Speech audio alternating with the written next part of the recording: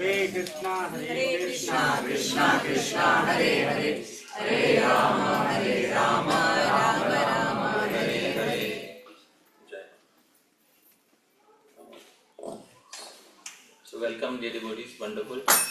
We are in the final auspicious Q&A session and we will do one by one. So A for apple, A for Adhigata.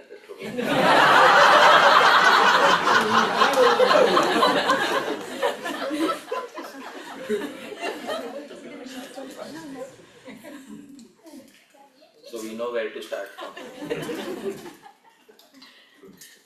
Anybody has a question for Prabhuji? Let's begin. Yes.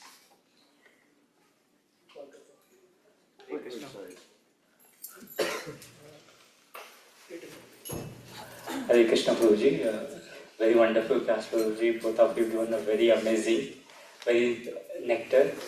Just, I don't know, I cannot say it's a question, I can say it is wow, but I want a little bit addition on that.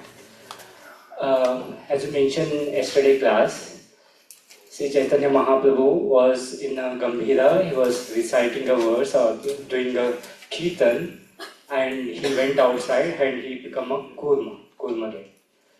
And then devotees came and done a kirtan, and Chaitanya Mahaprabhu came out on a Bahavya Bhav. Then Chaitanya Mahaprabhu is a little bit chastised. But if you see, for my analogy is the Harinam came, Kirtan form or whatever. After that, Chaitanya Mahaprabhu went in a meditation, and the Kirtan happened, and Chaitanya Mahaprabhu came out. Is this the Naam is acting here in the second part in the devotee favor? If I analyze, Chaitanya Mahaprabhu should go more deeper than, obviously nothing deeper than what it is, maybe more stay longer time, but it is a Harinam because of pain of devotees, Chaitanya Mahaprabhu came out. Just how, is for me a wow, is not a question, but if you want to add anything on that.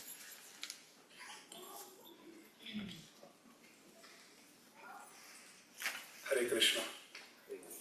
Very nice question, Damodar Prabhu. Yes, I will repeat. Shri Gurave Gaura Chandraya, Radhikaya Tadalaye, Krishnaya Krishna Bhaktaya, Tad Bhaktaya, Namo Namaha. Damodar Prabhu asked that Shri Chaitanya Mahaprabhu was doing Nam Sankirtan in the Gambhira when suddenly he had this vision of Vrindavan and he ran outside the Gambhira. And the next thing that happened was the devotees found him unconscious amidst the cows near the Simhadwar of Jagannath Puri temple.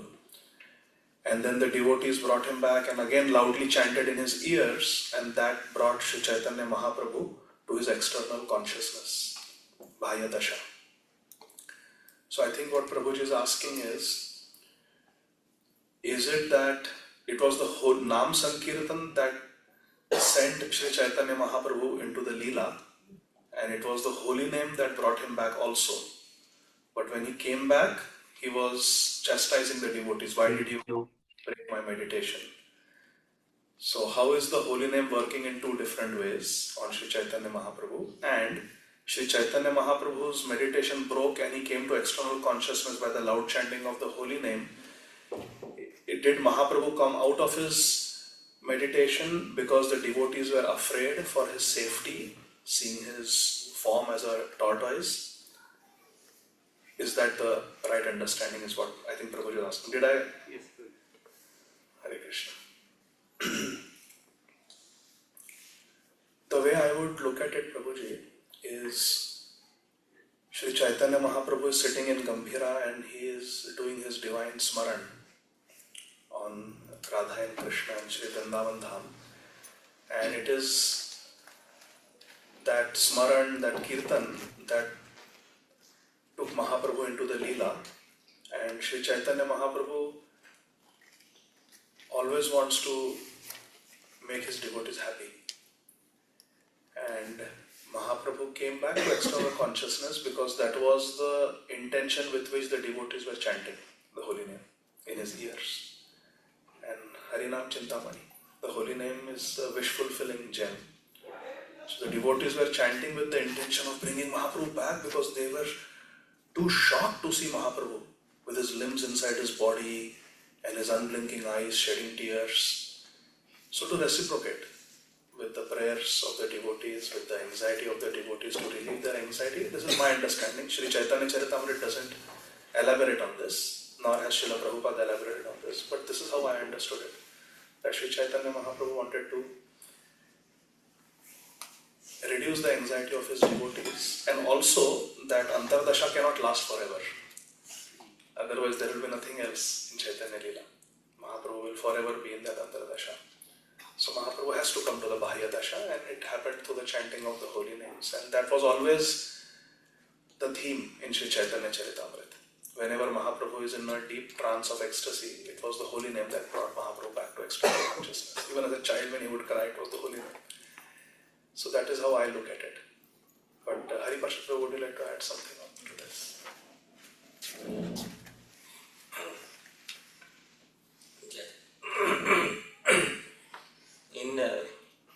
In the experience, what Prabhu has said is that Mahaprabhu's desire was that the devotee should feel happy by seeing him come back to consciousness. In the experience of rasa, there are three technical terms that are used by the previous acharyas, and I will try to show these three terms which are there in the experience of rasa. So, in Ujjwal Nilmani Kiran, Sri Vishwanath Chakravarti Thakur says there are three terms devotees can repeat: Bhavotpatti, Bhava Sandhi, Bhava Shabalya, Bhava Shanti. Usually there are three: Bhavotpatti, Bhava Shabalya, also known as Bhava Shabalata, and Bhava Shanti. Bhav Utpatti means a new emotion arises. What is it called, dear devotees? Bhav Utpatti. Bhav Sandhi, two emotions start mixing, is called as Bhav Sandhi. Bhav Shabalya, many emotions mixed together. Like Mahaprabhu was having humility, eagerness, so many emotions mixed. It's called Bhav Shabalya. And finally it has to end in Bhav Shanti, calming down of the emotion. The devotees are worried that Bhav Shanti is not happening. And before Bhav Shanti happens, Deha Shanti should not happen. You know what is Deha Shanti? That Dashami Dasha, the 10th stage of separation, Mrityu, death, should not come before Bhav Shanti. So if the devotees would have allowed it to go to the point of Bhav Shanti, then perhaps Mrityu would have come before Bhav Shanti. So there is one term which is not mentioned here, which is called Bhav Bhanga, breaking the mood. So they broke the mood by loudly screaming Hare Krishna. And Mahaprabhu is disturbed. Why did you not let me reach Bhav Shanti? Should have Bhav Bhang ho gaya. And Bhav Bhanga, mood is disturbed. But he is happy he did it for his devotees, as Prabhuji said. So these terms are thoda, another angle of looking at the whole situation. See, these are how these things can be understood. Wonderful. Thank you. Jai Ho. Param Karuna Prabhu. Prabhuji, I am nervous.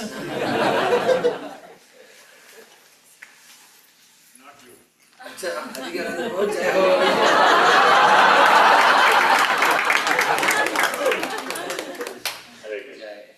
I have asked you already so many questions. Thank you for answering all my hundreds of questions so patiently, Prabhuji. So now I will sit with popcorn. And I had heard a lot about you, Prabhuji, but first time I heard you actually speaking, and it was such a wonderful experience to be in your class, and I was so inspired, and I was taking a shower in the nectar of Sri Chaitanya Charitamrita. So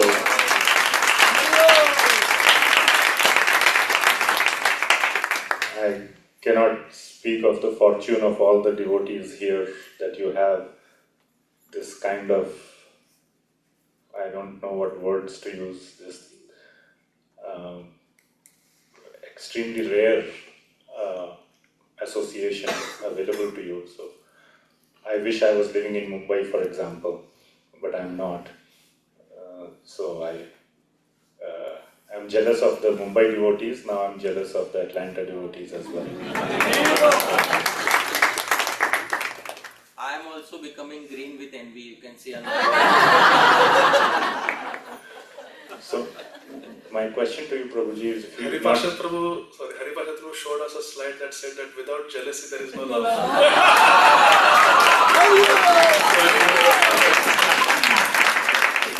So if I may ask this, and I have asked this question to Haripashad Prabhu many times, and he has very patiently explained his answer to this same question. So if I can ask you, Prabhuji, how do you do your swadhyaya, your study of scriptures, and if you can share a little bit so that we all can benefit from, getting some tips or whatever encouragement and techniques or some things, whatever you can share, please share. I'm very, very curious, very eager to understand your method of study and your mood of study and how do you do that. Hare Krishna. Prabhuji, it depends on which book I'm reading. Suppose I'm reading for Bhakti Shastri from Sri Bhagavad Gita, then I usually read Srila Prabhupada's translation, and I have Srila Vishwanath Chakravarti Thakur and Srila Baldev Vidyabhushan's translation of their commentary by His Holiness Bhanu Swami Maharaj. I refer to that. Same thing for Srimad Bhagavatam. I read Srila Prabhupada's purports, Srila Prabhupada's translation, and then His Holiness Bhanu Maharaj's English rendering of the commentaries of Srila Jiva Goswami's Krama Sandarbha, or Laghu Vaishnav Toshani, or Srila Sanatan Goswami's Brihad Vaishnav Toshani, or Saratha Darshini Tika of Srila Vishwanath Chakravarti Thakur. All of them have been translated. Unfortunately, one of my many weaknesses is I don't know Sanskrit or Bengali. I wish I knew. So I have to depend on English translations for everything. And for Sri Chaitanya Charitamrita and Sri Chaitanya Bhagavat, I read the purports of Srila Prabhupada and Srila Bhaktisiddhanta Saraswati Thakur Prabhupada. And then I try to listen to lectures. Whatever I read, I try to listen to lectures pertaining to those sections from my favorite speakers. That's how I prepare. It's very meager. I wish I could do better. But that's how I'm doing right now. Do you take notes or? Not really. Maybe I should. Notes are here. I should. Thank you. Wonderful. Thank you, Prabhuji. Haripashad, would you like to share something?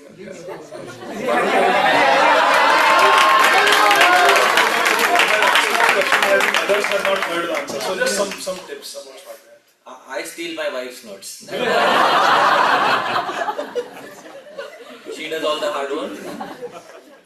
When she's sleeping, I take photographs. And I come to the US and I prepare the presentation. So you have given her all the credits for all your presentations. Just 1 minute.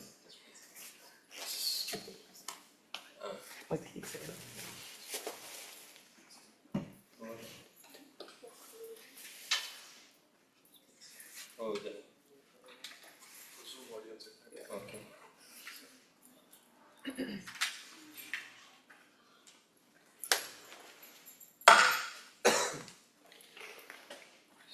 Prabhu already knows how I do my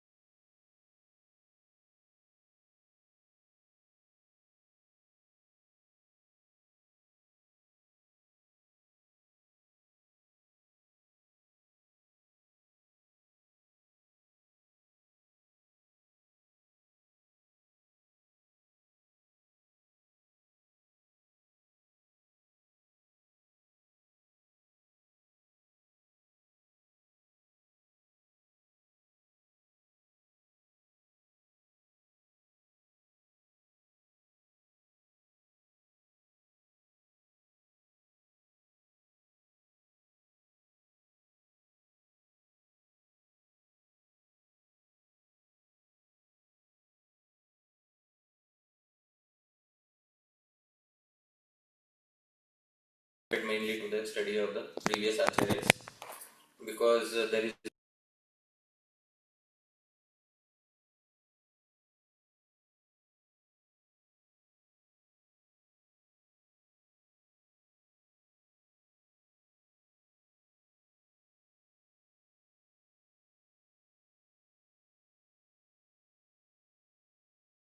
amount of time for study. So, and other thing is I like to study in the original languages, so it saves a lot of time. The time is saved when we read it directly from the Sanskrit. So then you just read the Sanskrit and move ahead. Read the Sanskrit and move ahead. So that's it. You can complete a chapter in half an hour of Bhagavad Gita. So if you can do that, yeah, Bangla also was learned for the same purpose. So, although Chaitanya Charitamrita doesn't speak very highly of Maharashtrian people. No?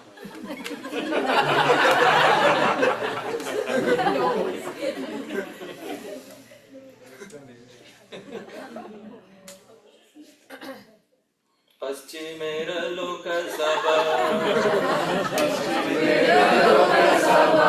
Uda Anachara.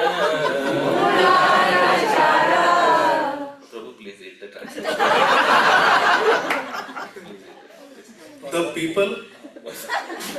The people in general on the western side of India were neither intelligent nor well-behaved. How are we sitting here on the west?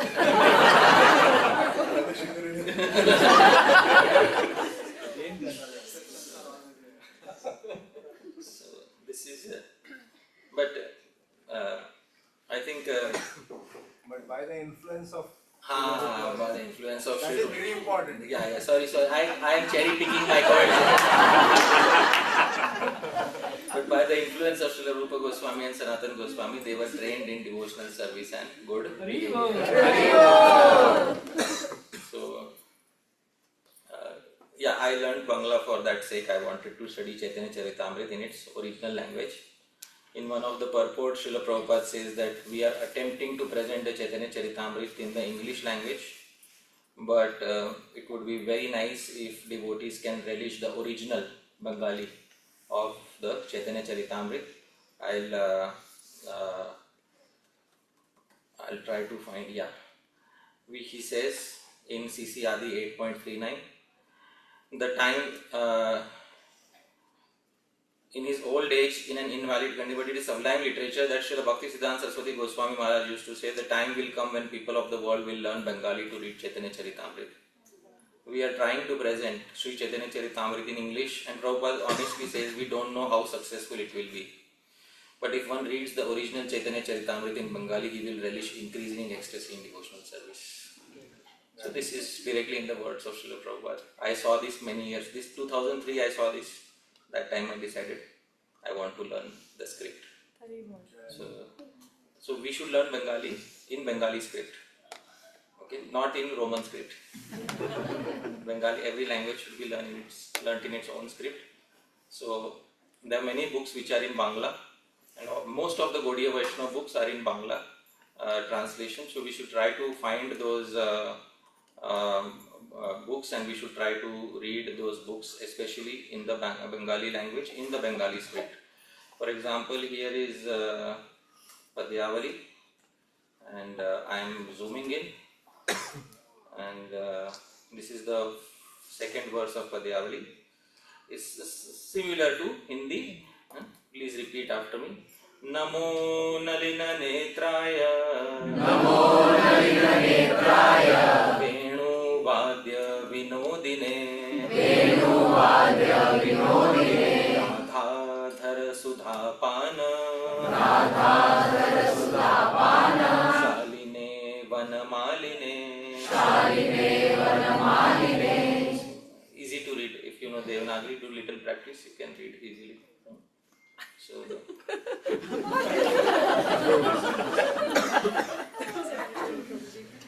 Is Devanagari close to Sanskrit? Devanagari is a script. Okay. Bangla is a language as well as a script. This is the Bengali script, but Sanskrit is written in Bengali script. Devanagari is a script. Sanskrit is written mainly in Devanagari script. This is Sanskrit but written in Bangla script. So every script can be used to write every language.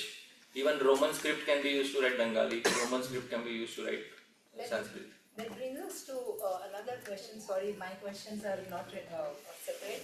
But like when we are talking, like you were reciting with different meters. So how does those meter come into for each of the script reading? How do we understand, recognize the meters? Yes. So I will give you a very simple left hand rule. This is the beginning my teacher taught me in childhood. So this is first thing he taught me when he was teaching me Chanda. So he said that in Sanskrit syllables are of two types. You can repeat, dear devotees. One is called as, please repeat, Lagu. Lagu. And another is called as, please repeat, Guru. Guru. Alright, two syllables. What are the two syllables? Lagu. Guru. And he told me one left hand rule. Lagu syllables require one eye blink of time. Okay? I will speak, look at my eyes.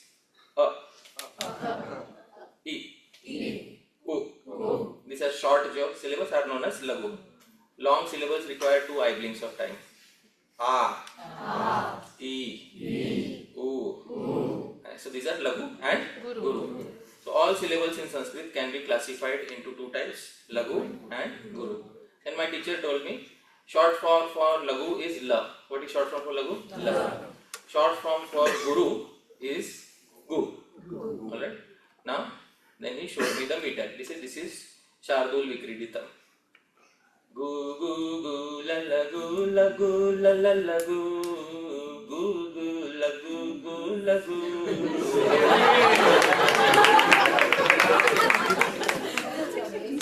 Then Vasanta Tilakam. Gu gu la gu la la la gu la la gu la gu gu.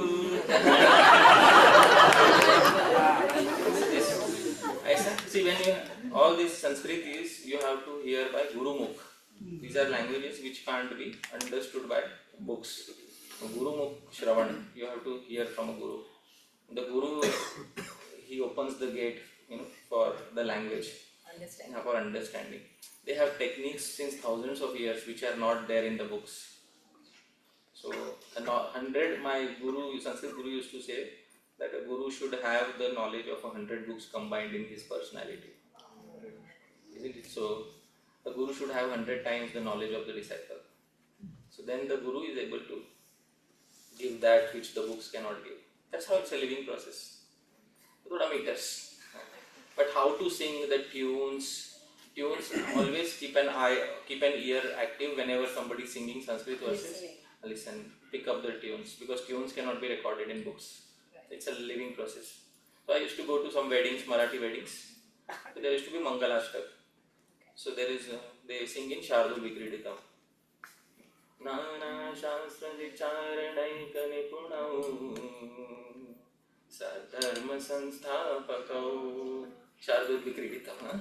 They used to sing like this. Many tunes there. Thank you very much. Now I can come to my next, my question. We were talking about Damodar Lila Prabhuji asked about the bhav and so my question is, what is the difference between bhav and rasa?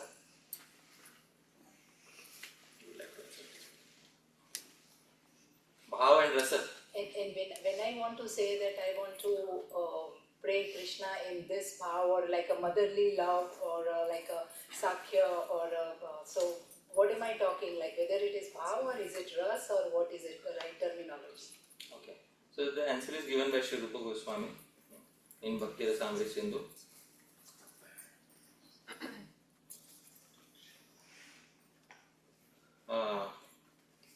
In the Bhakti Rasamrita Sindhu, Sri Rupa Goswami says, this is the verse in Bhakti Rasamrita Sindhu. I will give the exact number of the verse. This is 2.1.5. I am zooming in the verse. Devotees can repeat. विभावैरनुभावैश्च सात्विकैर्व्यभिचारिभिः स्वाद्यत्वं हृदि भक्तानां आनीता श्रवणादिभिः एषा कृष्णरतिः स्थायी भावो भक्तिरसो भवेत् Bhav becomes ras. Short answer. I hope you are able to understand. What becomes ras? But which bhav? Sthai bhav becomes ras. Better answer. What becomes ras? Sthai bhav becomes ras. Very simple. Now I will explain with the help of an example. Previous acharyas used to give this example. Suppose you have to make a sabji. And Mataji, which is your favorite sabji? Paneer. So, if you want to make paneer sabji, you will need the most important ingredient of paneer sabji. What is the most important ingredient of paneer sabji? Paneer. Without paneer, you can't make paneer sabji. But is paneer alone enough for making the sabji? No. So you need to mix it with thoda oil, thoda masala. I'm sorry, I'm terrible at cooking, but all of those things. And simply mixing will not do. It has to have some heat processing, so that all of them mix together in such a way that the final taste of the sabji is completely different from the original ingredients. So when you are tasting the sabji, are you tasting the paneer? Are you tasting the masala? Are you tasting the oil? Or are you tasting something completely transcendental to all of this? So that in bhojan also there is ras. In food also there is ras. Similarly in bhakti also there is ras. In the heart of the devotee, there is always sthai bhav. Sthai bhav means that seed of a particular type of attraction towards Shri Krishna is present by the mercy of the Guru. The Guru bestows that sthai bhav. Once that sthai bhav is there, let's say some devotee has sthai bhav for Vatsalya ras. It's called Vatsal Rati. What is it called? Vatsal Rati. So that Vatsal Rati is the sthai bhav. Now when Vatsal Rati, sthai bhav is nourished by various ingredients, the katha is there, the mood is there, the emotions come together, and the narration is so nice, and all of that is nourished, the sthai bhav suddenly turns into what, Mataji? Ras. So that is how it is sthai bhav which becomes ras by various ingredients, vibhav, anubhav, satvik, vyabhichari.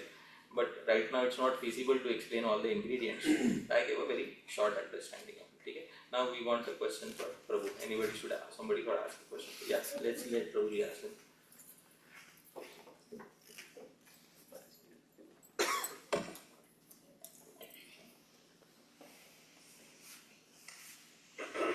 Hare Krishna. My question is specifically about the soul's free will. One, what is the connection between the destiny of a soul and free will? What is predetermined, and how much does your free will and action affect destiny defined before your life begins? And in Vaikuntha and Goloka, how does that free will operate? Is it still present? Is it hindered in any way? Or does it change in any way? Hare Krishna. So I will say what little I know, but then I request Haripashaduru to show something very beautiful. He will show about this. But my understanding, Karthik Prabhu, is that both exist. There is destiny or prarabdha, and there is the free will, the independence of the jiva.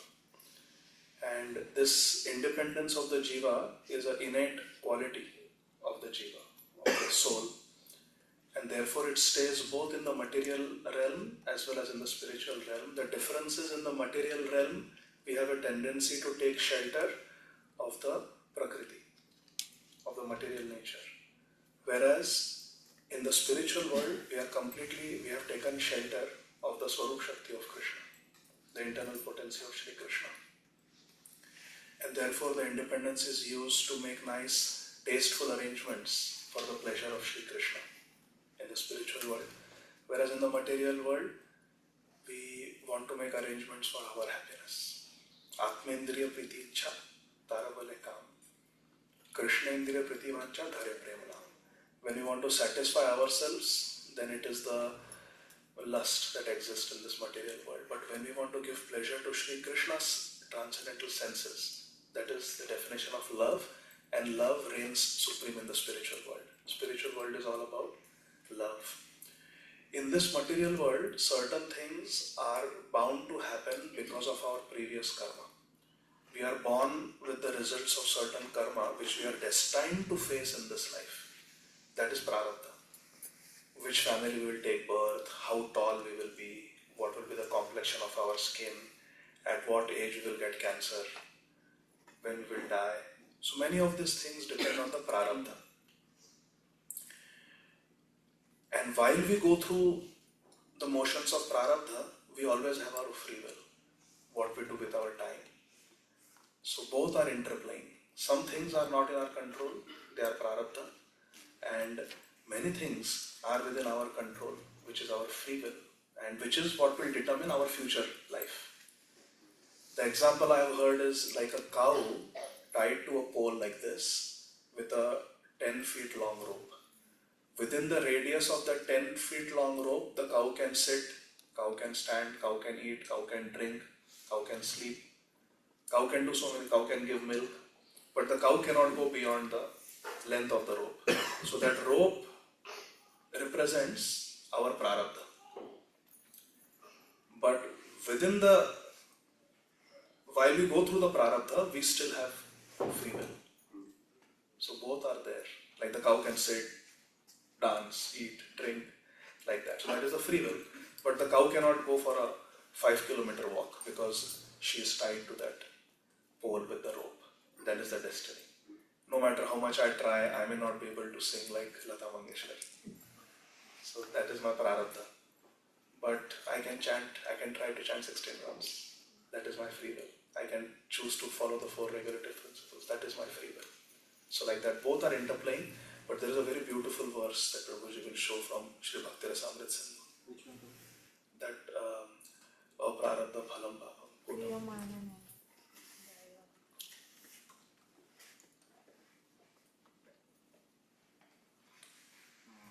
Is that okay, Kavi?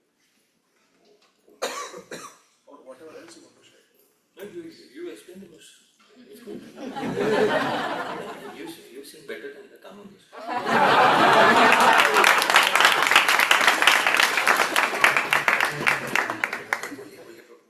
Please explain the verse. Which one?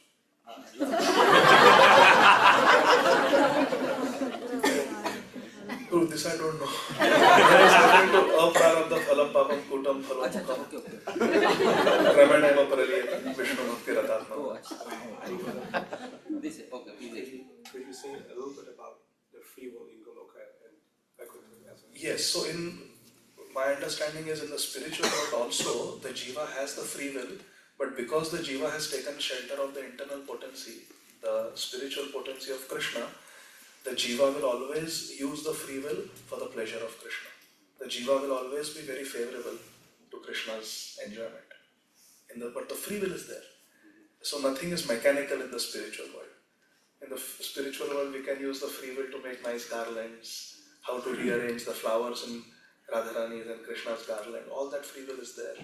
Which rag to sing, which songs to sing during Ras Leela, what to cook for Krishna, which fruits to cut, how to arrange, like we were listening yesterday. All that is the free will, but that free will is used in the most beautiful way for the service of Krishna. Naturally, because the jiva is now completely Daivi Prakriti Ashrita, completely taken shelter of the internal potency of Krishna, under Srimati Radharani. Hare Krishna. So this is from Sri Padma Puran, and Srila Rupa Goswami quotes this in Sri Bhakti-Rasamrita Sindhu. It's also quoted in Sri Chaitanya Charitamrita. Aprarabdha phalam papam kutam bijam phalonmukham kramenaiva praliyeta Vishnu bhakti ratatmana. So aprarabdha means probably purva sanchit karma. I may get confused with the different Take out terms. the translation. I'll take out the translation. If you can explain to that, would be nice. I may make some mistakes in the terms, get confused with it. But this is a very important verse for us. So there are 3 types of karma. But here in Bhakti Rasamrita Sindhu, Sri Rupa Goswami says aprarabdha phalam reactions which have not yet started manifesting, which means reactions which are in cold storage, saved for future lives. So that's a big stockpile. It is called as aprarabdha phalam, and it is papam, negative reactions, because we are mainly bothered about those reactions. Kutam is from that little bit is taken, and annakut, thoda mountain, kut, little small mountain of grains. It is a grain analogy. So in a go down, grains are stored. That is called aprarabdha. From that little grains are taken. That is called kutam. From there, kutam little are planted. That is called bijam. And from that, whatever has started sprouting is called phalonmukham. So kramenaiva praliyata. They are sequentially destroyed for Vishnu Bhakti Ratatmanam. For those who are on the path of Vishnu Bhakti, for those who are practicing Vishnu Bhakti, they are destroyed gradually for those who are on the path of Vishnu Bhakti. So there is this wonderful analogy about these various types of reactions are given in the Bhakti Rasamrit Sindhu. So there was a wonderful diagram to help understand this, dear devotees. We can try to understand through this diagram. This is the verse, aprarabdha phalam papam, kutam bijam, phalonmukham, kramenaiva praliyeta, Vishnu Bhakti ratatmanam. So, for those who are engaged sincerely in Vishnu Bhakti, their sins are destroyed in the following sequence, dear devotees. What is the first which is destroyed? Aprarabdha. Aprarabdha is karma stored from unlimited previous human lives. New karma is created only in which form of life, dear devotees? Human life.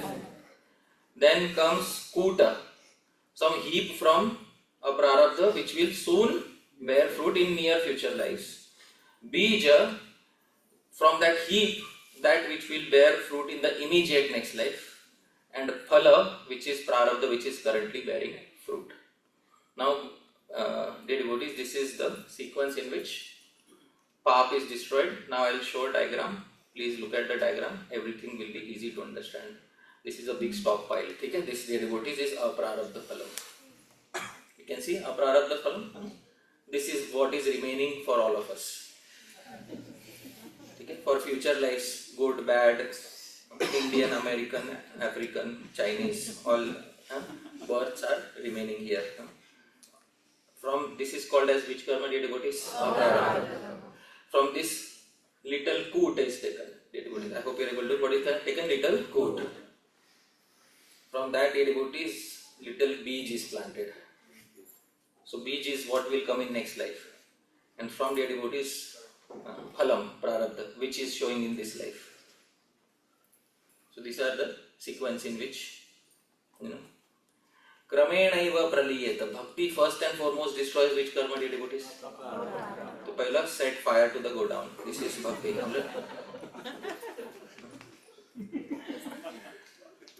So, but still, thoda lives ka it is remaining. That's why it is said bhakti takes few lives to perfect. You are experiencing results of which karma? Prarabdha karma. But if bhakti is very one-pointed, then that prarabdha karma can also go away in this very one life. So, karma has two senses, two meanings. Karma as an activity, karma as a result. I hope you are able to understand. So, you are not free for the result part, but you are free for the activity part. So, there is some freedom for creating new karma. It is called kriyamana karma. Kriyamana is the new karma that we will do in the human form of life. Kriyamana karma is your freedom. But reactions will come positive or negative. You have the freedom to decide how to react. And you have previous vasanas which will drive you in certain directions. So, somebody who some individual who has a habit of sleeping too much, previous vasana, they will feel very lazy all the time. So they will be helplessly driven in that direction. But free will is in opposing your previous samskars. There is one place you can recognize where free will is. Free will is in opposing your previous samskars. Okay? So there is a little window of free will there. So I hope that answers you. Thank you. Yeah, free will in the spiritual world, you are under the shelter of Yogamaya. You have have a particular main seva, which is your favorite seva, which you perform voluntarily. In the arrangement of Yogamaya, she never makes you feel that she is guiding you, but you feel self-motivated according to the direction she wants to take you. And also your thoda creativity is that you can do your free will little bit. So whatever seva you want to do, you can do, but Yogamaya guides most. For example, in the morning when Sri Radha Krishna are about to wake up, it is described that Yogamaya, she orders the birds to start chirping. Now how the birds will chirp, because Yogamaya has directed. How they will chirp, or in which tune they want to chirp, that is up to them. Purpose is Radha Krishna should wake up. That free will is there. So Yogamaya will not let you feel that you are being controlled. She will make you feel as if it's your own sweet free will. So, Gahana Karmano Gati. It's very difficult to understand the intricacies of karma. That's what the Bhagavad Gita says. Yeah. So anybody else for Prabhu? Yeah, Mataji wanted to ask him. Yeah. This question only you can answer. I am out of the picture. Hare Krishna. Thank you all Prabhuji for such wonderful sessions. Adigra Prabhu, I had a question for you. You described in your Chaitanya Charitamrita that the Kurma form where Chaitanya Mahaprabhu used to retract his limbs. I just wanted to ask, is this the similar phenomena that took place with the Jagannath Baldev Subhadra manifestation when Mother Rohini was explaining, relating the pastimes of Vrindavan to everyone? Because it seems like they also retracted. That pastime, the way I have read it, is that when Shri Krishna and Balaram and Subhadra Devi, who was at the door, when they heard Mother Rohini Devi narrate Vraj Leela, they went into a state of ecstasy and then their body transformed. And here in Sri Chaitanya Charitamrita, we understand that it was Sri Krishna, Sri Chaitanya Mahaprabhu, in the mood of Srimati Radharani, experiencing separation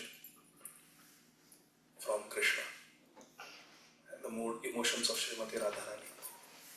So my understanding is that the phenomenon is similar, where the body, there is prem vikar, but the bhav is different. There, Jagannath is Krishna, he is feeling separation from Vrindavan. Whereas here, Srimati Radharani, with Sri Chaitanya Mahaprabhu's bodily transformations, it is the bhav of Srimati Radharani feeling separation from Krishna. Whereas Jagannath and Baldev transforming, they are feeling separation from Vrindavan, from Radharani, from the Brajvasis, and they are having Premera Vikar. And as Sri Chaitanya Dev, it is Srimati Radharani feeling separation from her Krishna who has left Vrindavan, that the transformation. So phenomenon is same, but the bhav is different in my understanding. This is good too.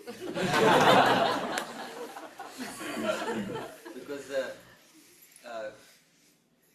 these phenomena are not seen with Jiva Tattvas, so Acharyas have not categorized them. So these are basically experiencing stages which are close to Bhav, Mahabhav, those stages. So that is perhaps why the Acharyas have not given categorization. Because the Ujjwal Nilmani categorizes most of the things which are experienced by Jivas, the Vibhav, Anubhav, etc. What Bhagavan experiences, all those feelings which cannot be experienced by the Jivas, are not so much, I explain little bit but not so much in the Ujjwal Nilmani. So, I have not read any specific term, technical term for this, because the Jivas are not seen exhibiting such symptoms. But Anga Sankochan is the only technical term, but it's not been defined anywhere in the Bhakti Rasamrita Sindhu or Ujjwal Nilmani. It's just described as a phenomenon. So that's, yeah. Let's give Sakal Subha Prabhu.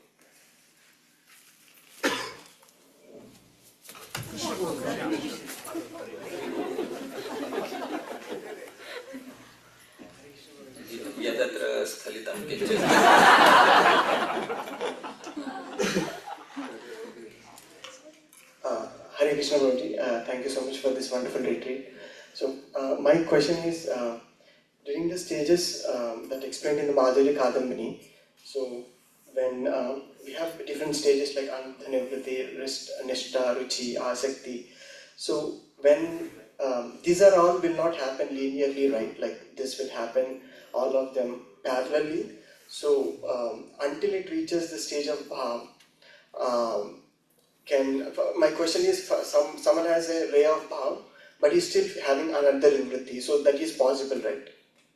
So your question is, Yeah. somebody has Bhav, but it is still possible for them to have anarthas. Yes. Answer is given in Bhakti Rasamrita Sindhu. I will show you the answer. So this is in Adav Shraddha Tatah Sadhu Sangho. Yeah. We know this verse, Adav Shraddha Tatah Sadhu Sangho Tha Bhajana Kriya Tato Nartha Nivritti Sya Tato Nishtha Ruchistata Tatha Saktis Tato Bhavas Tatha Prema Akyudanchati Sadhakanam Ayam Premna Pradur Bhave Bhavet Kramaha. Sri Rupa Goswami says Sadhakanam, for all the sadhakas, practicing devotees, this Ayam is the Prema Pradur Bhava Krama. This is the sequence in which Prema arises.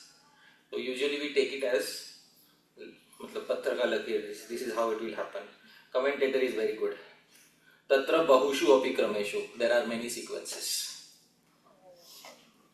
That's where the commentator, is very independent in thought. That's a Brahmana. Bahushu Api Krameshu. Such Praikam Ekam Krama. All, in most cases, this is the sequence. The commentator is relativizing the statement of his own uncle, Sri Rupa Goswami. So, almost always this is the sequence. Usually it can happen out of sequence also. What does it mean? It means for a certain person, Ruchi may happen first and Anartha Nivritti may happen later. Look at the possibilities. I hope you are able to understand. The implications of making such a statement are enormous. What happens after Anartha Nivritti? Nishtha? For somebody, Nishtha may happen first, Anartha Nivritti may happen later. Praman, because to speak nothing without giving a Praman, isn't it? Because devotee will say, he made a statement and he didn't give a Praman. So there is a Praman in the Bhakti Rasamrita Sindhu.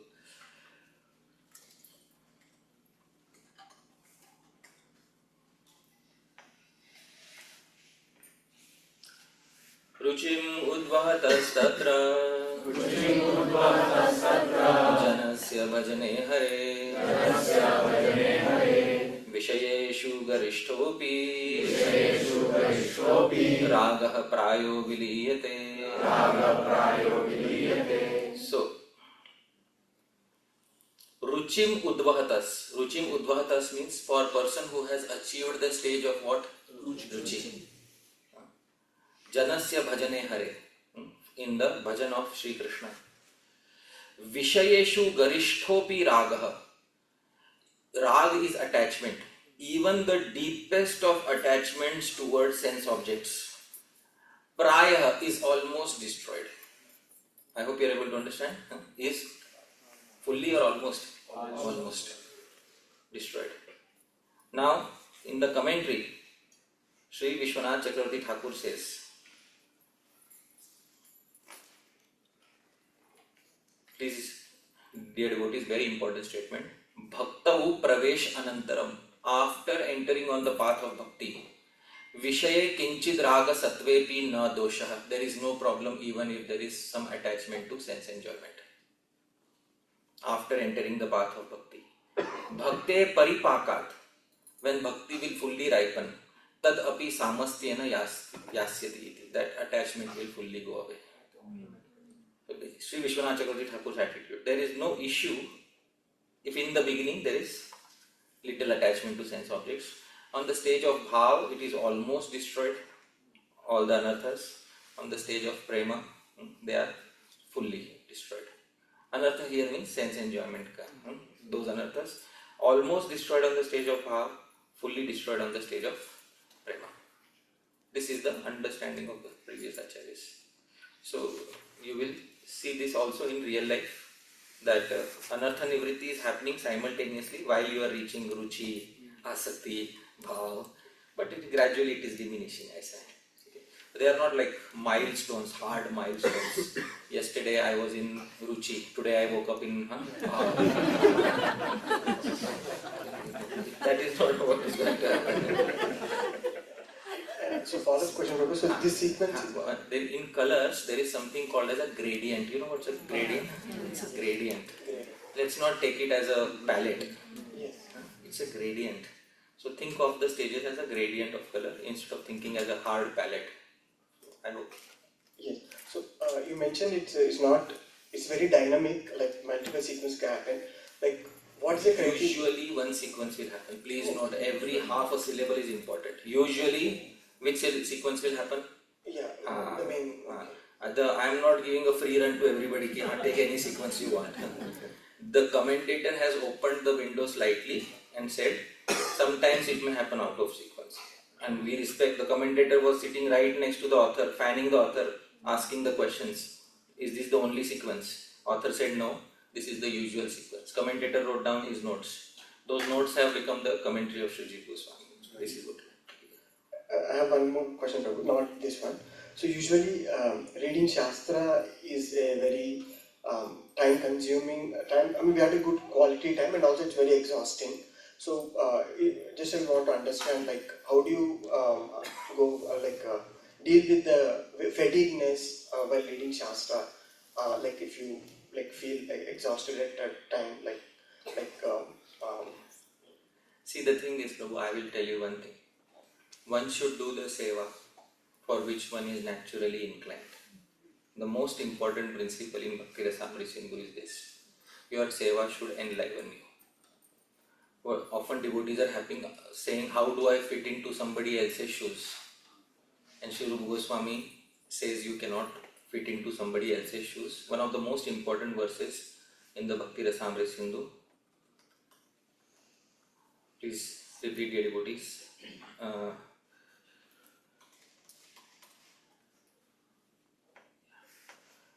सा भक्तिरेक मुख्यांगा श्रिता नैकांगिकाथवा सा भक्तिर सा feminine gender bhakti she, that bhakti is ek mukhya anga ashrita. You can take shelter of how many limbs? One main limb, alright, because there are many secondary limbs. Mukhya, one main out of the 9. Because Parshad is also one of the limbs, so I will eat away my way to take shelter of Sravanam, Kirtanam or Smaranam, etc. Or Aneka Angika Athava, or take shelter of multiple limbs. How do you decide? Next line. Swavasananusarena Nishthatah Siddhikrit Bhave. All of you know what is Swavasana? What is Swavasana? According to your own devotional inclinations which you have carried from many previous lives, you have a particular vasana. Anusarena, according to that you do. But you do nishthatah. Nishthatah means warmly, it should enliven you. And you should not have to think, how do I prevent dejection on this limb? That question itself doesn't arise when you are doing the limb which nourishes you. So Swavasana, if your vasana is in Kirtan, then you will feel enlivened by Kirtan. If your vasana is in Smaran, you will feel enlivened by Smaran. If your vasana is in Swadhyaya, you will feel enlivened by Swadhyaya. Right? So that is how it is.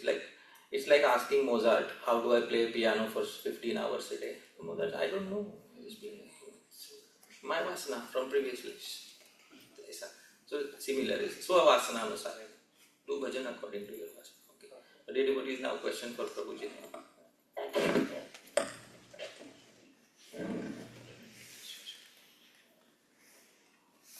Hare Krishna, dear Gadadhar Prabhuji, and his grace Hari Parshad Prabhuji, Koti Koti Pranam. We are so delightful to have this wonderful Sravanam retreat 2026, and thanks to all the devotees of Iskcon of Greater Atlanta, Her Grace Radhava Mataji, to arrange this, and we are so delightful.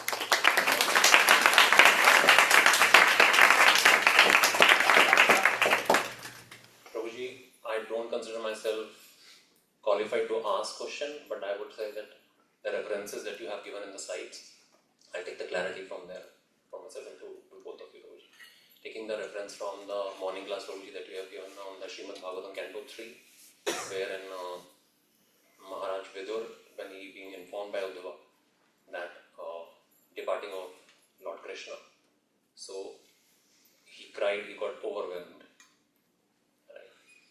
And this is in Dwapar Yuga that happened. And taking the reference from his Hari Parshad Prabhu, like, that you have presented yesterday, the faults what we have in the human life in this Kali Yuga, Prabhu. So how do we develop that humility wherein we are nowhere qualified, we have so many faults, that even if any devotee do some good service, we have that humility and we can cry for that.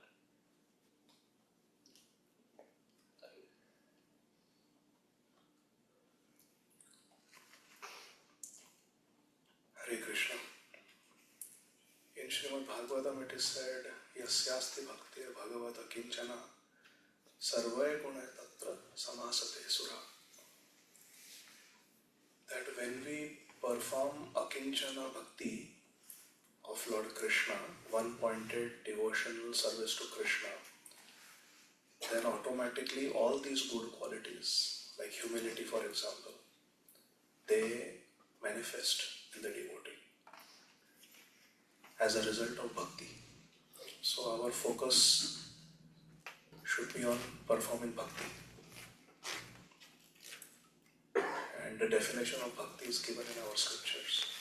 There are many verses defining bhakti. So we should focus on doing favorable bhakti and try to do one-pointed bhakti as sincerely as we can. And then Srimad Bhagavatam says that all the good qualities will come in the devotee, which includes humility. It's one of the good qualities. So these are my thoughts, Prabhuji. Your question was to him? You're asking the wrong person about humility. I will. The thing is, when we try to separately develop a quality, as he said, a quality is developed separately from bhakti, that quality doesn't usually last. There's a very nice verse in the Bhagavatamritam which I love to quote about humility.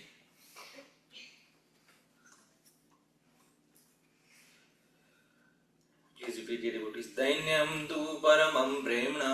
Dainyam tu paramam premna. Paripakena janyate. Paripakena janyate. So the first two lines are important. Dainyam tu paramam. The highest variety of dainya is humility.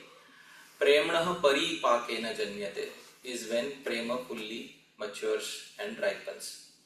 So to the degree that one is closer to prema, the genuine variety of humility comes in the heart of that person to that particular degree.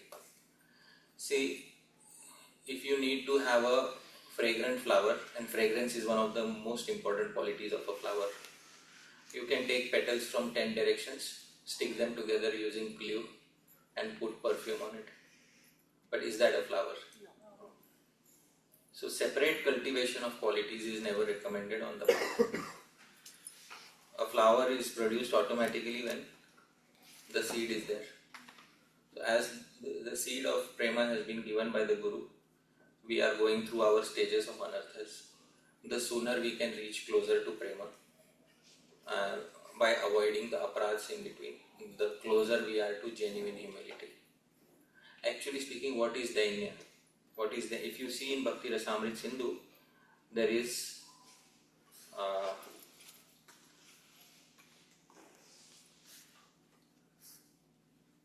see here, these are sanchari bhavs. These are the transitory emotions of Bhakti Rasa. One of which is, you can see here, dainyam. Can you see dainyam? Yeah, one of the actually dainya is one of the transitory emotions of Bhakti Rasa. Now, how can one exhibit dainya until experiencing Bhakti Rasa? I hope you are able to understand. It's a very technical. I am just experiencing dainya, and and the rest of the emotions which are needed are not, I am not demonstrating. Which means I bought one petal from somewhere, put a slight perfume on it, and this is my flower. Do you want to have one petal or do you want to have the entire flower? So that's organic.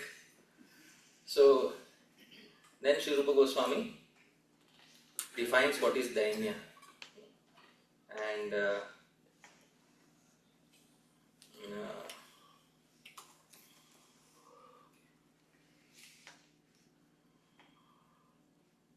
basically the definition of dainya that he gives is that when one sees some lacking in oneself, the dejection that arises in the mind, he calls it dainya. I'll try to find it, but in the Bhakti Rasamrit Sindhu he has defined the entire thing. Yeah, here, Atha Dainyam. Oh, wonderful. Dukkha trasaparadhadyair anaurjityam tu dinata chatukrin mandya malinya chintanga jadimadikre. Dukkha, because of some suffering. Trasa, because of some pain. Aparadha, because of some offense that we have committed. Adyair, some etc. Anaurjityam, urja is brilliance. Anurja, lack of brilliance. Anaurjityam, becoming less brilliant in one's disposition. To dinata, this is actually called as dainya. This is humility. So losing one's brilliance, shine, losing one's, what is the proper word for it? Illustrious nature. So illustrious is called as, but it happens because of these reasons. Sri Rupa Goswami says, dukkha, tras, aparadhadhyaya, anaurjityam tu dinata. And what does he do? Chatukrin. One starts speaking sweet words to their Prabhu, you don't know, you are very good. Yes, Chatukrit. Mandya. Thoda, we become manda. You know what is manda? Thoda, I don't have a high opinion about myself. Malinya, I consider myself impure. Chinta, and thoda anxiety is there. Anga jadima, and my limbs are not so active. Adikrit, these are the symptoms of experiencing what is genuine humility. Yes, you are hearing right from the lion's mouth. Very good. This is dainya. So this is how genuine humility is produced.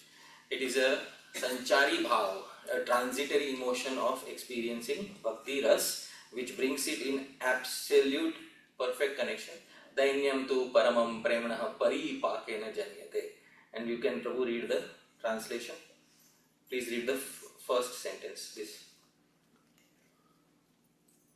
Hare Krishna. Dainya at its most exalted comes forth when prema, pure love of God, reaches full maturity. That's it. This is. So, all others are also having humility to the degree that they have genuine prema. It cannot be done artificially. I can't tell you to be humble and then you will be humble. It cannot. It is not possible. It will be possible when you have that genuineness. Another angle I will tell you, dainya is a very private thing.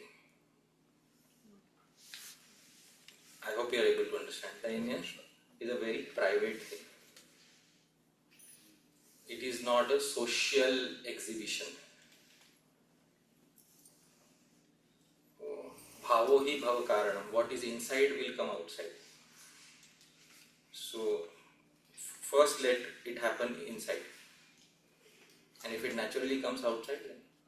But if naturally you are urjavan, you naturally feel, yeah, wonderful, I can do it. So be natural. I hope you are able to understand. Don't naturally lose your urja. But with prema, this will happen as one of the sanchari bhav. This will come and go. I hope you are able to understand. This will come and go. It is not supposed to stay permanently. Because if it stays permanently, it will also become a hindrance in the seva of Bhagavan.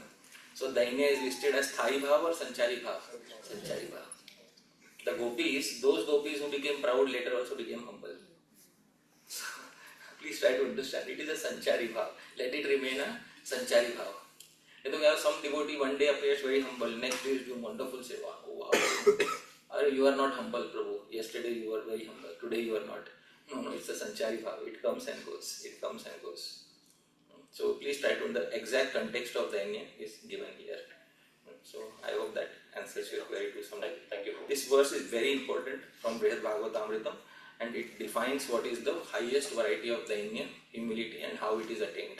Dainyam tu premnaha paramam premnaha paripakena janyate. So I hope that answers your query to some extent. Thank you. Hare Krishna. So yeah, now a question for Prabhuji. Who wants to ask? Yeah, let's give behind. Then we'll come to you, Prabhuji.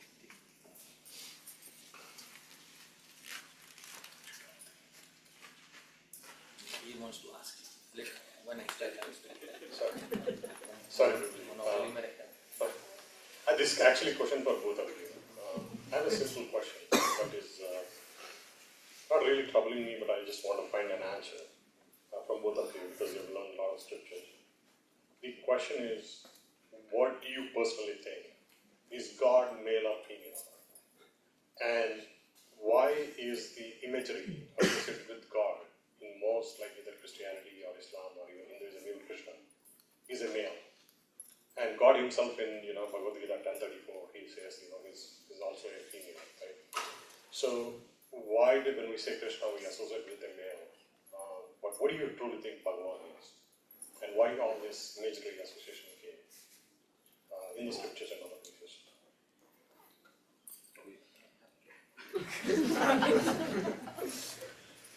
Hare Krishna. I hope I did not ruffle. No. It's a very genuine question.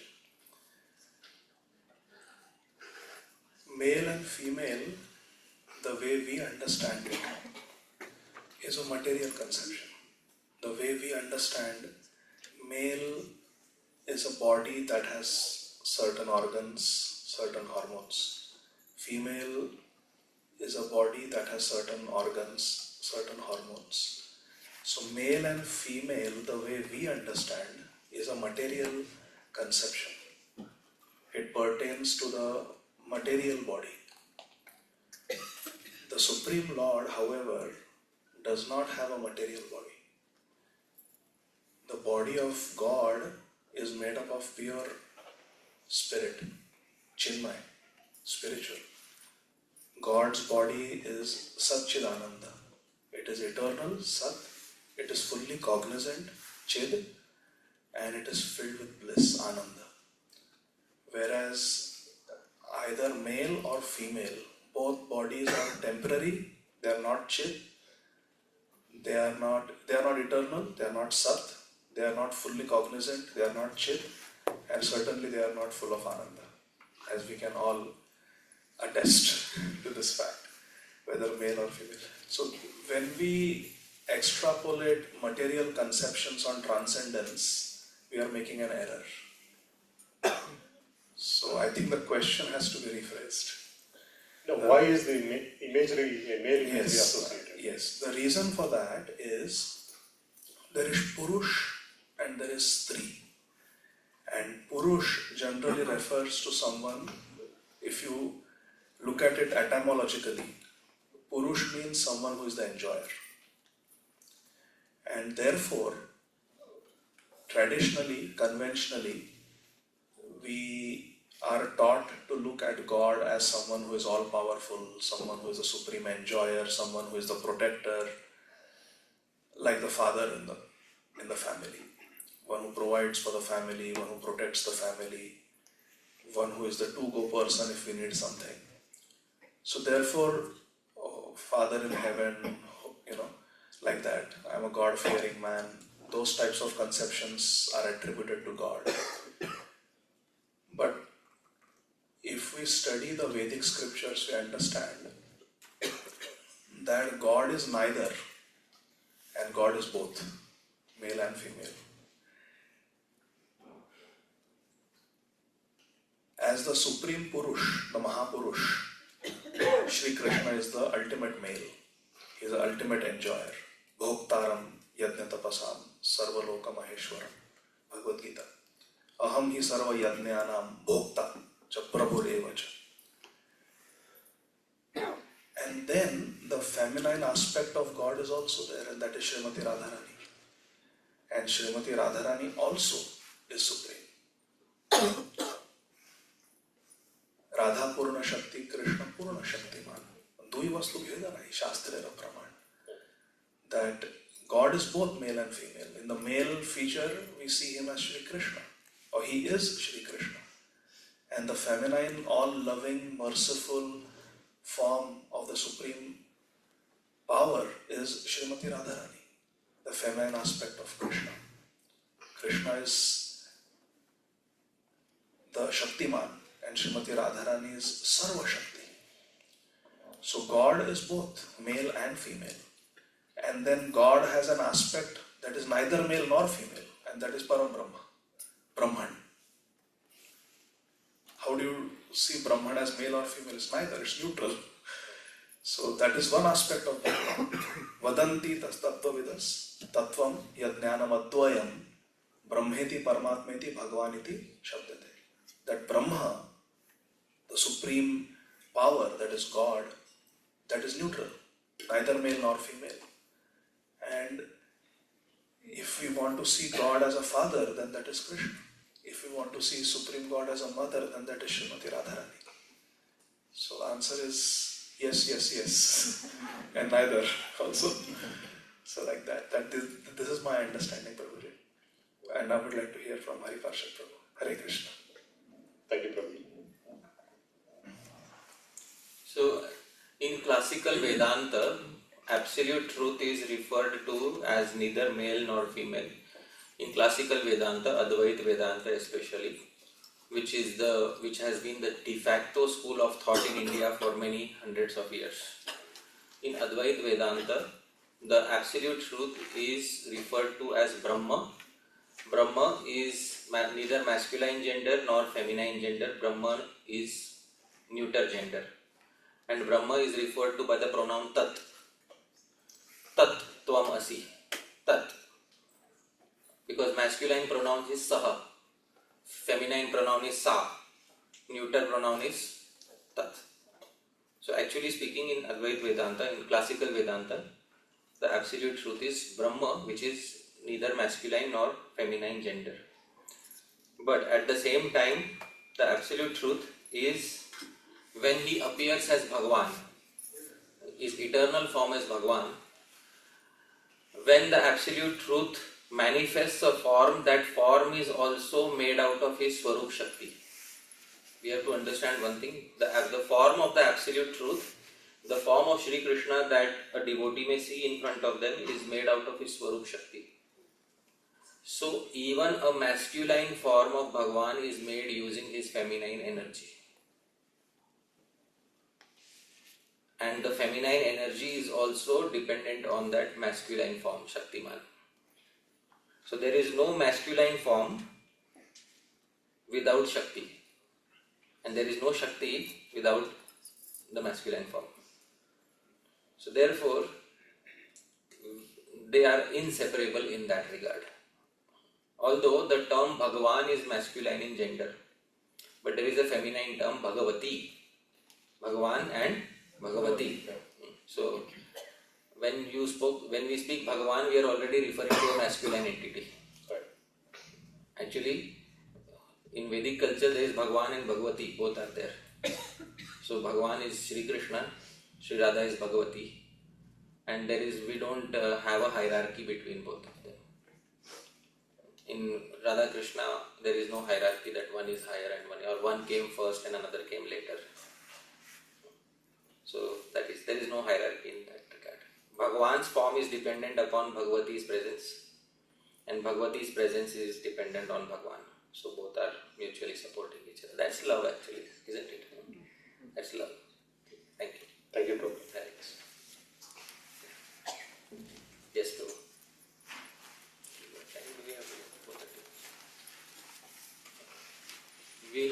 We'll pause by 4:30. Okay. So how many minutes are remaining? 20. Yes. Hare Krishna, Prabhu. Yeah. So, first of all, I want to thank Adi Gadadhar Prabhu and Radhabal Mataji for organizing such a wonderful event. Yeah, wonderful. And I'm already looking forward to the next year. And I think you have a great Sangha here, you have a great community of devotees, so really inspired by being here. Thank you so much, Prabhu. My question, Hariparsha Prabhu, thank you for coming. It's very special to hear from you.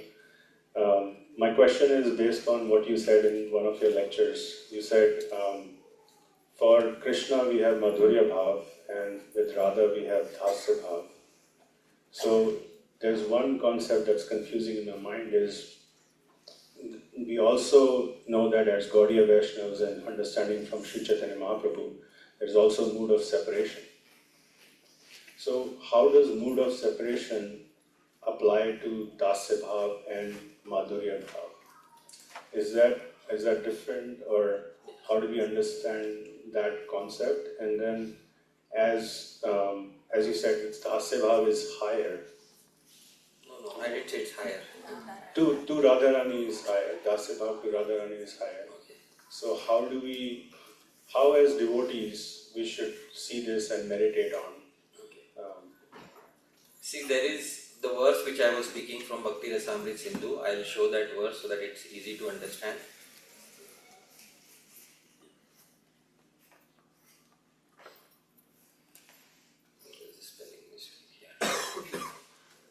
Sanchari syat samo nava Krishna ratya suhridrati Adhika pushyamana che Bhavolasya itiryate. So, dear devotees, it is Sanchari syat samona va Krishna ratya suhridrati. Sri Rupa Goswami is saying, if let's take two things, Krishna Rati and let's take Suhridrati. Krishna Rati is your attraction towards Sri Krishna. Suhridrati is your attraction towards other associates of Krishna. I hope you are able to understand. The comparison is going on between. Because in the spiritual world, it's not only Krishna and me, everybody else get out of the way. It's not like that. You also have relationships with the other associates of Bhagavan. So the relationship that you have with other associates of Bhagavan is called Suhridrati. And the relationship that you have with Bhagavan is called Krishna Rati. A comparison is going on. Sri Rupa Goswami says, Sama Unava. Sama is equal, Una is less. So if Suhridrati is less than or equal to, which Rati? Krishna Rati. Then it becomes Sanchariva, transitory emotion. Sometimes you feel some attraction towards one associate of Krishna, but your main attraction is fixed in whom? Krishna. But Adhika, if attraction towards an associate becomes greater than your attraction for whom? Krishna. Bhava Ullasa Itiryate. That it becomes a special type of feeling and it is called as what? Bhava Ullas. Now Bhava Ullas Rati, specifically Sri Rupa Goswami takes it up in Bhakti Rasamrit Sindhu, and Sri Jiva Goswami says in the commentary that it is only in the context of Madhurya Ras. Okay, and I will point this out.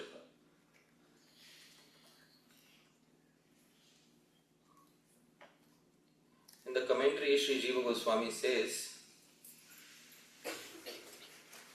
see here, Shri Radhikadav Vishaye. I hope you are able to understand. This Bhavollas is in relation to whom? Only Shri Radhika. It cannot be in relation to anybody else. This Bhavollas is not in Sakhya, not in Dasya, not in Vatsalya. Only those who are in Madhurya Ras, there is a possibility that their Dasya towards Shri Radha becomes greater than their Madhurya feeling towards whom? Shri Krishna. And I did not say we are supposed to do that. It should naturally be like this. Because sometimes I make a statement, people say this is what we have to do. You will not be able to do it. Either it will happen or it will not happen. If this happens naturally, then your Dasya towards Sri Radha is becoming greater than your Madhurya towards Sri Krishna. Then it becomes known as a special name, Bhavolasa Rati.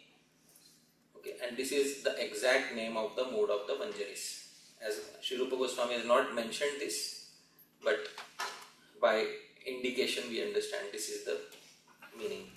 Now, when there is separation from Krishna, that is when Krishna goes away from Vrindavan to Mathura, Dwarka, the main individuals who are suffering in separation are Sri Radha, etc. So our attachment is greater to whom? So then that seva goes on. So to pacify the mind of Sri Radha is the seva of the Manjaris. And therefore the same seva is carried out in Gambhira. I hope you are able to understand. The Sakhis and the same seva is carried out there by Sri Rupa Goswami, Sanatana Goswami. They are carrying out the same seva in Gambhira. Mahaprabhu is in the mood of Sri Radha. Sri Rupa Goswami has the mood of serving Mahaprabhu more. Otherwise, Sri Rupa Goswami would have gone to Jagannath Mandir and prayed in front of Jagannath. But Sri Rupa Goswami, does he go to Jagannath Mandir or does he go to Chaitanya Mahaprabhu? So that what is greater? Radha Dasyam or Krishna Madhuryam? Please tell me. Radha Dasyam is greater. So Adhika, Pushyamana, if Radha Dasyam becomes greater than, and not only greater, Pushyamana, Poshitora, constantly it is being renewed again and again. Bhavollasa itiriyate. Then it becomes known as Bhavollasa. So whenever there is separation from Krishna, they will give solace to Sri Radha. That is their seva. So I hope that explains everything. One follow-up question. So, for a devotee, so the mood of, we talk about mood of separation, and the Shikshashtakam verse also mentions that, the second last verse. So in that dasya, how do we have that mood of separation? One thing I will tell you, most devotees take the Shikshashtakam verses upon themselves and think that we have to experience these verses. And in fact, the verses are being experienced by Mahaprabhu. I'll give you a simple praman. Here is Shikshashtakam, last verse.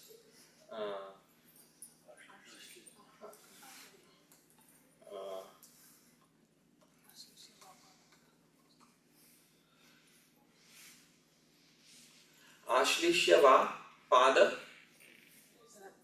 What is after pada? Ratam. But if it would be a male, it should not be Ratam, it should be Ratam. Just a half syllable will explain everything. For a male, if Mahaprabhu is speaking, he would say Pada Ratam. But if Sri Radha is speaking, what will she say? Pada Ratam. So, Marma Hatam.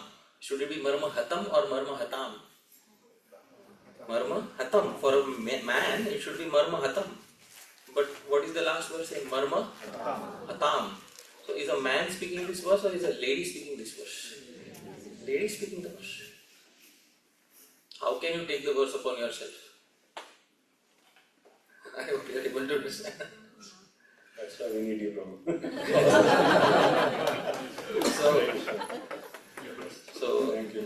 this, in the commentary to this verse, the Acharyas have explained that Sri Radha is speaking this particular verse. Now, every morning we are coming, Ashlishya Padaratam Pinashtumam Adarshanan Marma Hatam Karotua. I am in masculine body, I should say Ashlishya Padaratam Adarshanam Marma Hatam Karotua.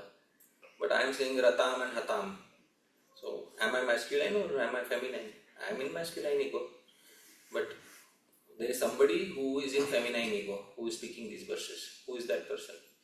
Chaitanya Mahaprabhu. That verse is meant for him. Actually, that verse is for him. So, we are supposed to give pleasure to him by singing these verses. That's all. It is for his seva. Through Sadharanikaran, we experience the modes, not directly. You know what is Sadharanikaran? No, okay. Sadharanikaran is when you watch a particular drama on a stage, the emotions in the heart of the actor come to you, although you are not the actor. This is called Sadharanikaran. Like in a drama where Bharat is meeting Ram in the forest, Bharat is crying because he will not see Ram for the next 14 years. The person sitting next to you in the audience will also cry. You may ask her, your brother is sitting right next to you, why are you crying? Why are you crying? So, the reason for that is he is experiencing a generalized version of the emotions which are going on in the heart of the actor on the stage. This process, generalization in Sanskrit is called, please repeat, Sadharanikaran.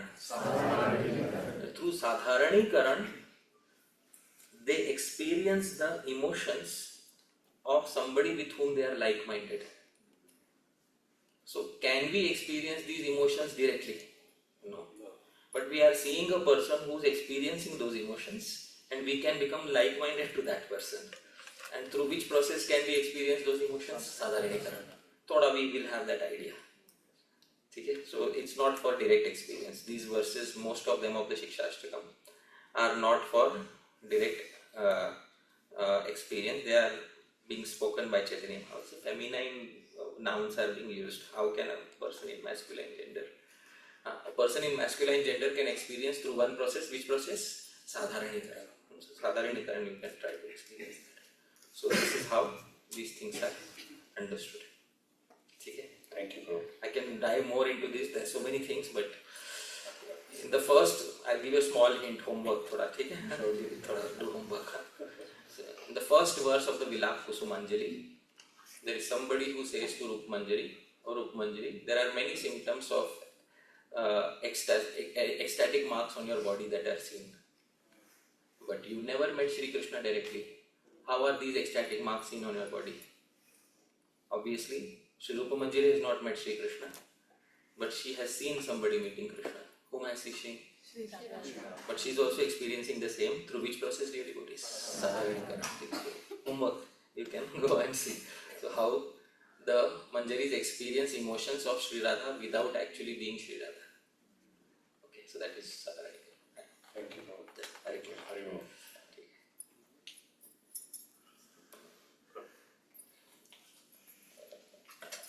Both. So I'll pick in between. First and last Prabhuji. Oh, wonderful. Yeah. Thank you both of you, Prabhuji. Wonderful section. Prabhuji, as you mentioned in your class, Radharani's Vipralamba Bhav and as Chaitanya Mahaprabhu's Vipralamba Bhav. So, in today's class, you mentioned how Vidura in Vipralamba Bhav served Krishna. Later in Chaitanya Charitamrita, he got mercy by Chaitanya Mahaprabhu. So, similarly, in all the Vrindavan Vasis, they also served 10 years with heart completely surrendering Krishna. But Krishna, when he left, after meeting in Kurukshetra, why Krishna not came and to reciprocate them? And in earlier class, I remember when Radharani's Dasha was, she is not able to breathe also. The Manjaris, they used to keep a cotton. Radharani is alive, I know, in that stage. So that much pain when Manjaris are, Sakhis are seeing, and Krishna also knows that that is how Radharani is suffering. So why Krishna not came at least in Kurukshetra? Because Krishna knows everything, what Brajvas is going, his parents going through everything. But still Krishna, why is not reciprocate? And similarly, in Chaitanya Mahaprabhu, Krishna came as a Radha Bhav to experience. He experienced, but it is paining to devotees also by seeing, as Sakhis also when seeing Radharani, it is paining them. So how we can understand Vipralamba was topmost and they are getting pleasure also, but it is real heartbreaking. Dasha is also there. Hare Krishna. Regarding Shri Mahatma Vidur and Shri Shankar Pandit, Shri Chaitanya Charitamrita doesn't explicitly say that Vidur became Shri Shankar Pandit, but at least Vidur is glorified in that way, that Shankar Pandit got to do the service that Vidur did in Dwapar to Krishna. So I just wanted to clarify that. That is one. Second, regarding Kurukshetra, we can look at it in two ways. One is just from the point of view of the Leela, and then we can look at it from the point of view of a deeper layer of understanding also, just from the point of view of Srimad Bhagavatam. When that meeting took place in Kurukshetra, Shri Krishna could not have really returned to Vrindavan because the Kurukshetra war had not taken place. Shri Shukdev Goswami says Duryodhana was there in Kurukshetra when that meeting took place. Karna was there. So Krishna had that Dushta Daman Leela to complete. But for Krishna it is not difficult to do that one also. Yes, for that we have to go to the next level of understanding. So this is just the practical reason why Krishna could not come, because the Kurukshetra war had not happened. Krishna still had to destroy so many demons. And Krishna did come after killing Dantavakra. He did come to Vrindavan. Srila Jiva Goswami writes that in Sri Gopal Champu. And then he took all the Brajvasis to Golok Vrindavan. So Krishna did come. But to wind up, right, that time Krishna ji came last. No, he came and he enjoyed with the Brajvasis. He gave them pleasure. He was reunited with them. But Radharani was still in Vipralamba Bhav, that she was not understanding Krishna came here. And or still she is like... When Shri Krishna returned after killing Dantavakra, he returned. And he gave pleasure. Braja Jana Mana Sukhakari. Where is our Shachinandan Prabhu? Hare Krishna. So we are very, very happy that we have Her Grace Haripriya Mataji, where is Mataji, and His Grace Shachinandan Prabhu, my very dear friends. They are the recipients of mercy, they are the disciples of His Divine Grace Sri Srimad Narayan Goswami Maharaj, Srila Bhaktivedanta Narayan Goswami Maharaj. And he wrote a very beautiful song which I like to sing in Braj Bhasha. Braja Jana Mana Sukhakari. Radhe Shama Shama Shama. So Krishna did come back and he gave pleasure to all the Brajvasis. But he did not come right after the Kurukshetra Milan because of practical reasons. But on a deeper level, it is certainly to increase the pangs of separation, which is a form of spiritual ecstasy for the Brajvasis, including Srimati Radharani. It is explained that there are three features of Srimati Radharani. There is the Vrishabhanu Nandini Radharani, who lives in Vrindavan, never leaves Vrindavan. And she is the one who performs the Ashtakalya Leela with Shyam Sundar in Vrindavan. There is the Vyogini Radharani, who cries in separation from Shri Krishna when Shri Krishna goes to Mathura and then Dwarka. And that is the form of Srimati Radharani that Uddhav saw. There is the Vyogini Radha. So there is Vrishabhanu Nandini Radharani, there is Vyogini Radharani, and there is a Samyogini Radharani. The Radharani who goes to Kurukshetra to bring Shri Krishna back to Vrindavan. But she fails in that mission. And that is the glory of that pastime. Because then the Rasik Acharyas cry. And devotees like Srila Bhaktivinoda Thakur, they cry and say, the dham I want to go to is Kurukshetra. Because that is where my Swamini needs my most help. How will the Acharyas, Rasik Acharyas cry like that? If Krishna would have said, oh, okay, I was waiting for you, alright, let's go. Then that ras would not have come. So Krishna, he is very expert, Rasika Shekhar. He knows exactly how to perform his pastimes, to churn the hearts of his devotees, to stretch their feelings to the breaking point and then come and save them. Nobody can do it as expertly as Shri Krishna. He did not come back from Kurukshetra. And that's why we have all these beautiful verses that Hari Parshad Prabhu shared today. That's why we have the Rath Yatra. But he did come later on.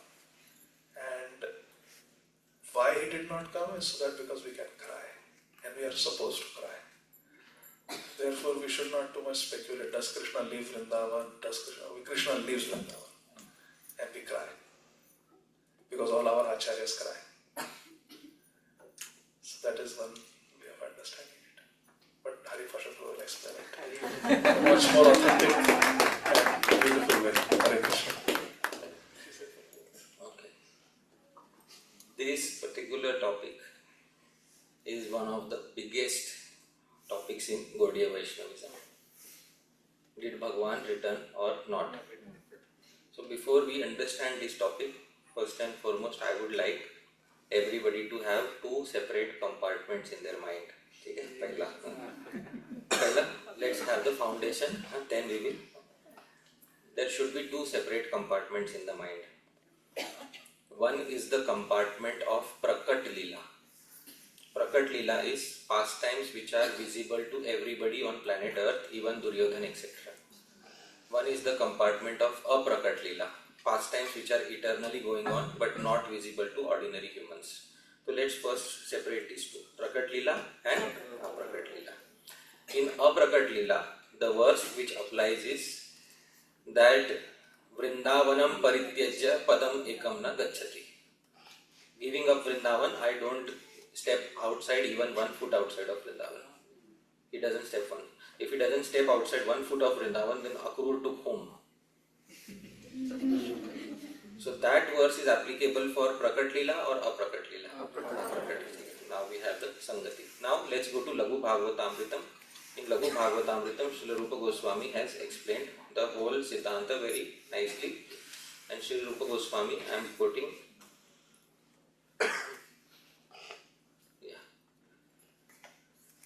व्रजे प्रकटलीलायां त्रीन्मासान् विरहो Muna व्रजे in Vraja prakatलीलायां in which Leela? Trinmasan viraha. The separation was for how many months? 3 months. That's it. What about Kurukshetra, 40 years, 50? Everything will be explained. Again, don't worry. We are getting into a big Pandora's box. So I have to put everything together. Therefore, I first separated two compartments. Aprakat Leela and Prakat. Aprakat we are not bothered also. Why? Because in Aprakat there is no separation. The whole issue is about which Leela? Prakat Leela. So let's isko side mein rakh dete. So the whole thing is about pura jagda jo hai, it's about Prakat Leela. Vraje Prakat Leelayam Trinmasan Virahau Amuna. In Vraja, for Prakat Leela, there was a separation for how many months? 3 months. Then, after 3 months, Bhagwan secretly returned back to Vrindavan. I hope you are able to understand. Bhagwan secretly returned. Which Bhagwan? Who went outside of Vrindavan in Prakat Leela? Shyam Sundar. I hope you are able to understand. Who went outside Vrindavan? Shyam Sundar. Who came back to Vrindavan after 3 months? Shyam Sundar. Who returned back to Mathura? Vasudeva. I hope you are able to understand. Who returned back to Mathura? Vasudeva. Returned back to Mathura. त्रिमास्या परतस्तेषां साक्षात् कृष्णेन संगतिः त्रिमास्या परत 3 महीने के बाद after 3 months तेषां for all the Brajvasis साक्षात् कृष्णेन संगति direct meeting of Krishna. So on a pretext after 3 months he had killed Dantavakra. Dantavakra was killed in Mathura. I hope you are able to understand. Dantavakra was killed where? In Mathura. So after 3 months, he returned back after killing Dantavakra. After the immediate Mathura troubles were destroyed. Not after the whole burden is relieved. The immediate problems in Mathura are resolved. After that he returned where? To Vrindavan. He returned as whom? Shyam Sundar or Vasudev? Shyam Sundar. Who came back to Mathura? Vasudev. Abhi further ahead, Vasudev will continue to be in and Shyam Sundar has returned back to Sri Vrindavan. And then that Shyam Sundar will take everybody to Paravyom. Paravyom means Golok Vrindavan. After 2 months of these pastimes, and then he will take everybody there. A replica, a chaya of those associates is there to interact with that Vasudev. So that they meet again in Kurukshetra. All those things take place. I hope you are able to understand. So replica is the... Okay. Again, I don't tell the tattva. The reason is it rains on the Leela. Yes, sir. It rains on the Leela, yes. It rains on the Leela. We don't want to hear this. Now it is no longer relishable, isn't it? This is the reason I didn't want to tell. The reason I don't tell. The reason I say that Bhagavan didn't fulfill his promise. Bhagavan never returned back. Actually, this is all false. Bhagavan fulfilled his promise. He returned back after how many months? 3 months. But I will tell you honestly, I have been speaking a lie in many of the lectures. The reason why I have been lying in many of the lectures is because if I tell the devotees that Bhagavan returned after 3 months, then they will ask me a question, what about Kurukshetra? Was Kurukshetra after 3 months or after 4 decades? 4 decades. Yeah. So after 4 decades, they met in Kurukshetra.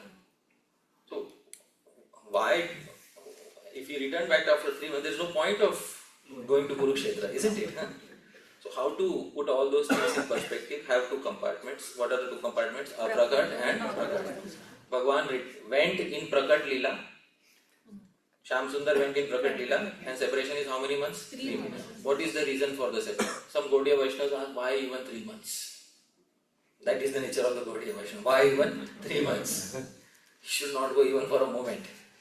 Sri Baldev Vidyabhushan says in the commentary, is repeat iti viraha ananda aswad nirbharo to experience the outpour of the relishment of separation. They went. Is separation painful or joyous? It's painful, but it's joy. But we are remembering Krishna always. Meditating. Let's see from Sri Rupa Goswami.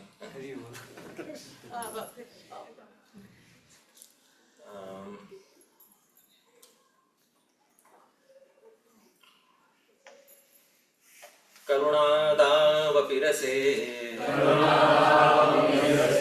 जायते यत् परं सुखम् सचेतसाम् अनुभवात् प्रमाणं तत्र केवलम् Karuna adav rase. Karuna ras is piteousness, separation. All this falls under which ras? Karuna ras. Jayate yat param dukkham or param sukham? Param sukham.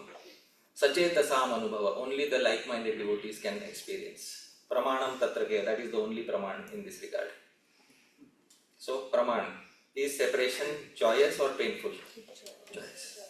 I am not forcing you to accept it. I am not a person who imposes these things. Oh, Rupa Goswami said, how dare you think against it? It's not like that. He has told you, Sacheta Samanubhava. When you become like-minded, you will understand. It's not an imposition. If you are feeling it suffering at this point of time, alright, I'll give you a mundane example, and which will help everybody understand very easily. Mataji, it's a mundane example. Like Arundhati Darshan, we give a mundane example to understand something more subtle. Arundhati Darshan. So, I come from Mumbai, and Mumbai is a city which is responsible for spoiling entire India. Isn't it? Because there is one industry in Mumbai. Which industry? So all of you are Rasikas, you know very well. Every year Bollywood churns out thousands of songs of love. Some of them are songs of union, some are songs of separation. Mataji, can you please tell me which songs are appreciated more? In separation. Why? I don't know, Prabhuji. I'm just a material phenomenon of the material world. It's a phenomenon of the material world. Why are sad songs appreciated more than happy songs? Do we want to become sad or do we want to become happy? Please tell me. Are we fools that we are listening to sad songs? Maybe they connect to their emotions. Okay, and let's go deeper. Wonderful, wonderful. You are climbing one step after another. We should not stop. When we are reaching this understanding, we should not stop. Let's climb one step ahead. We connect to the person who is suffering. Then what happens? We can glorify that person more. No. When that person is also suffering, we are also suffering. Sahriday. What is it called? Sahriday, like-minded. The like-minded person, by seeing a like-minded person suffering, the pent-up emotions in our heart are released. In technical English, those who have a dictionary, I don't have internet here, somebody can look up, maybe you can look up, it is called catharsis. Okay, I am typing out the spelling here. You can please search the meaning of this term catharsis. Anybody who gets the meaning, please raise your hands and we will have you read the meaning of catharsis. You have? Yeah? Can you please read loudly the meaning of catharsis? The process of purifying and releasing emotions, often through art, to achieve a state of emotional renewal. Once again, slowly but loudly. The process of purifying and releasing emotions, often through art, to achieve a state of emotional renewal. So through catharsis, the emotions are released. And that emotional release gives the highest variety of joy. Actually, joy is not in happiness. Joy is always in emotional release. So this is Jayate Yat Param Sukham. So the more subtle understanding you have about the subject matter, the better you will get. Thoda rasik baad mein you will understand. You already are, but the deeper you go, you will understand. This catharsis is the main thing. I forgot, I have a dictionary here with me.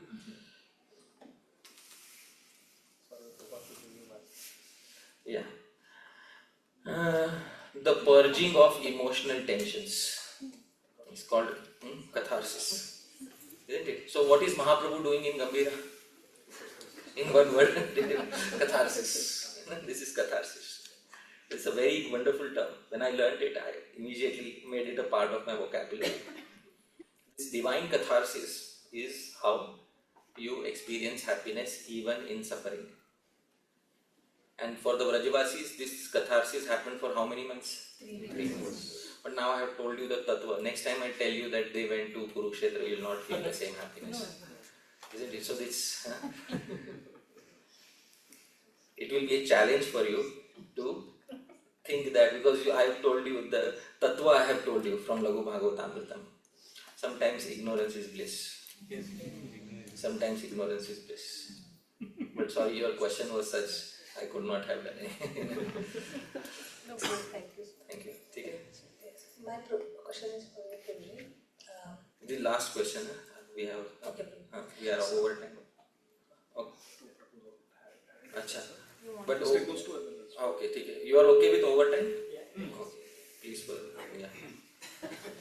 Prabhuji, you mentioned in your class, network construction, that there are Indra, Chandra, all demigods also there in spiritual world, different.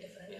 But the thing, my question is, in Bhumandal, in material world, they are giving because we do karma and all, that's why they are there. For in spiritual world, why Indra? Okay, let's take Chandra because there is a pastimes of Radha Krishna for Chandra Sarovar, those things. But for other demigods, why they are there? Needed in the spiritual world. Why? Wonderful. Let me.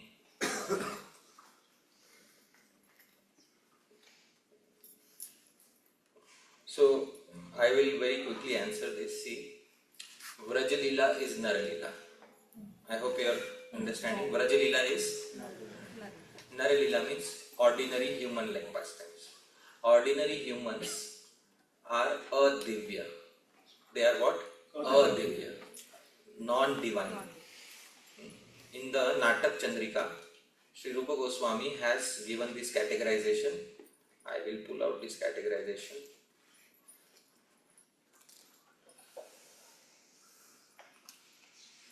He says, Divyena, Divya, Divyena, Tatha Adivyena Vayutam. 3 categories he gives. Divya, Adivya, Divya, Divya.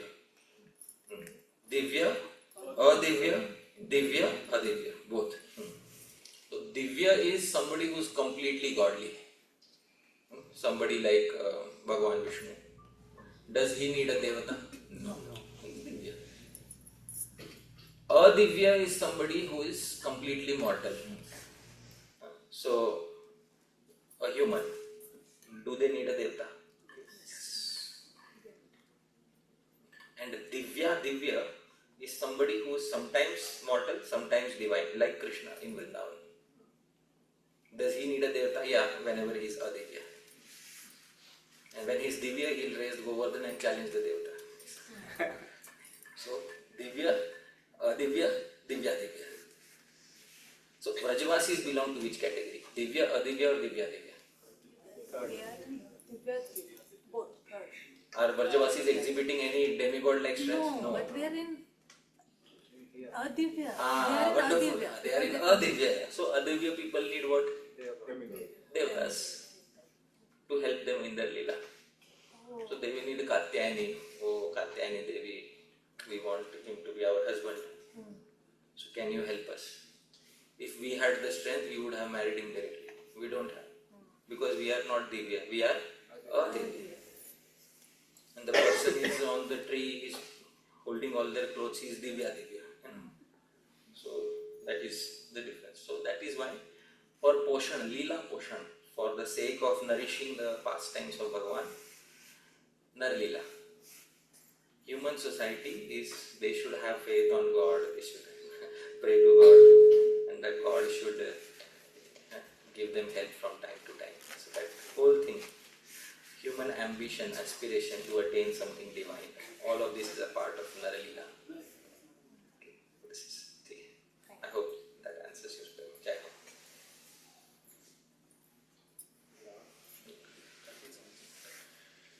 I wondered if either of you two has any advice for people like me who are trying to do bhakti, but are yavanas and malechas and bad genes, lowborn. Your genes is good quality probably. Is there a way to maybe like recalibrate for people like me, or like to set expectations differently so that it's more realistic? Shri Chaitanya Mahaprabhu says in Shri Chaitanya Charitamrita, Dinera adhika daya kare Bhagavan, Pandita kulina dhanira bada abhiman. Prabhu, you are calling yourself as a Yavan and Mlecha. That is a symptom of your humility. It's also true. It is a symptom of your humility, and Shri Chaitanya Mahaprabhu is very attracted by humility. Dinera adhika daya kare Bhagavan. Srila Prabhupada once said that the Western devotees, they are very far away from Krishna, but they are running full speed toward Krishna. And you Indian devotees, you are standing very close to Krishna, but full speed you are running away from Krishna. So who is better? Srila Prabhupada said like that. Well, Isn't it Apurva you guys, Prabhu? because you're Remember closer that? to Krishna. I mean, that's Huh? the goal. Sorry? Obviously, you guys, because you're closer to Krishna. We're far away. We have to run. And who knows if we'll ever get there. But you are approaching Krishna, and others are going away from Krishna. The point is that Bhaktya tushyati kevalam macha gunay bhakti priyo madhava. There's a beautiful verse in Shri Padyavali. Vyadhasya charano dhruvasya chavayo vidya gajendrasya ka kujaya kimunama rupamadhikam kim tat sudamno dhanam vamsha vidurasya yadavapate ugrasya kim paurusham bhaktya tushyati kevalam nacha gunay bhakti priyo madhava. Srila Rupa Goswami has included this verse in his Padyavali. Very beautiful verse. It says that bhakti is independent. Bhakti is independent of these material attributes. And this beautiful verse says there was a Dharma Vyad mentioned in Sri Mahabharata, where he was a hunter and yet he was a great devotee. So Sri Rupa Goswami is asking, what was the sadachar of this Dharma Vyad? He didn't do any Vaishnava etiquette course. But still he was accepted by Krishna as a great devotee. Dhruvasya cha vayo. And to vote in this country, to be able to drive in any country, there is a minimum age. You have to be 16 years or 18 years or 21 years for different things. But for bhakti there is nothing like that. Kaumaram acharet panyam. Even someone who is in Kumar Avastha, which means less than 5, can also do it, should do it, must do it. So bhakti doesn't depend on age either. Vidya Gajendrasya ka. Which Gurukul did Gajendra go to? He was simply enjoying with his many she-elephant wives and his children. He didn't go to any Gurukul. But still Krishna accepted him. Kubjaya kimu nama rupam adhikam. Kubja didn't have naam, she didn't have any good reputation. She was just a dasi of Kamsa, who used to make nice perfumes for Kamsa. She was known as the hunchback lady, Trivakra. But our Tribhanga Deha Sundaram, Krishna accepted her. Even though she was Trivakra, even though she was hunchback, because she had devotion. And then Sudamno Dhanam. One doesn't have to be rich either. Sudama, by our standards, was perhaps below poverty line. He had no money, yet Krishna accepted him. Vamsha ko Vidurasya, we're talking about Vidurji. He was Dasiputra, he was considered a Shudra, born from a maid servant in the palace. Yet he is considered such a great devotee. He is such a great devotee. And then Ugrasen Maharaj is not known for killing many demons. We don't hear that this demon came and then Ugrasen Maharaj killed him. No. Kim Paurusham. What was the valor, what was the strength of Ugrasen Maharaj? Not so much. But still he is accepted as a great devotee and Krishna considered him as the king. In fact, Krishna placed him as the king. And Krishna would report to Ugrasen Maharaj. Maharaj, we are having this problem, what should we do? Maharaj would say, do this. Krishna would say, yes, I will do it. So the point is that all these are material attributes, material qualities. And bhakti is independent of that. Srila Haridas Thakur also was born in a Yavan family. Yet Sri Chaitanya Mahaprabhu exalted him to the position of an acharya. So it doesn't matter whether one is born in a Yavan family or one is born in a Brahman family. That is the result of previous karma. We cannot do anything about it. And our birth happened because of the fruit of previous karma. But that's done. Now that we are here, anityam asukham lokam imam prapya bhajasvama. Now that we are here, we should do bhajan. But even like Haridas Thakur, his sadhana was different. Like he wouldn't go in the temple. I get the point that like on a spiritual level, we're all qualified, right? Krishna ultimately accepts us all on a spiritual level. But because we have our material body and we have our material mind, we still have to contend with that. So I guess my question is more on a practical level, like practically speaking.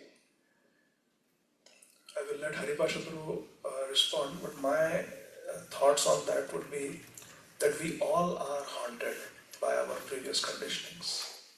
Even I am haunted by my previous conditionings, and we all have to fight them. That's what Prabhuji was mentioning just now. That is the display of our free will, to overcome our pullings of previous conditionings. And that is the whole meaning of sadhan bhakti. Sadhan bhakti means to remove the asadhya from our life, removing the undesirable by filling our life with positive, joyful bhakti. That we don't have time to think of our bad habits and old conditionings. So I think on a practical level, Srila Prabhupada has created this International Society for Krishna Consciousness in a way that everybody gets an opportunity. And we should resist the pull of our negative conditionings by positively taking shelter of Krishna and practicing the limbs of bhakti that attract our heart. So that would be my response, but I will let Haripasha Prabhu respond. Hare Krishna. all eager to hear what Prabhuji has to say. Chaitanya Charitamrita already said about people born in Maharashtra. Yeah, and imagine how bad it is if you're born in even farther west, America. Like, to us, being born in Maharashtra would be highborn. So. When I first read that verse, I thought it is speaking about people in the western countries. But no, Prabhupada is very specific. People on the western coast of India. That is me. So I always say in India I am a western devotee. That's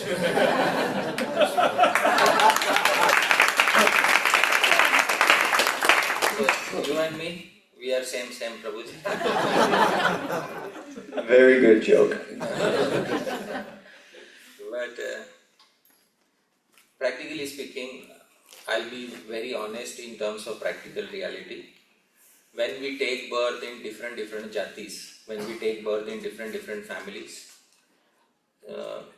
the family conditioning, the samskars which are given in childhood, the impressions which are given in childhood, the love, affection, etc. from the relatives is all different from one jati to another jati.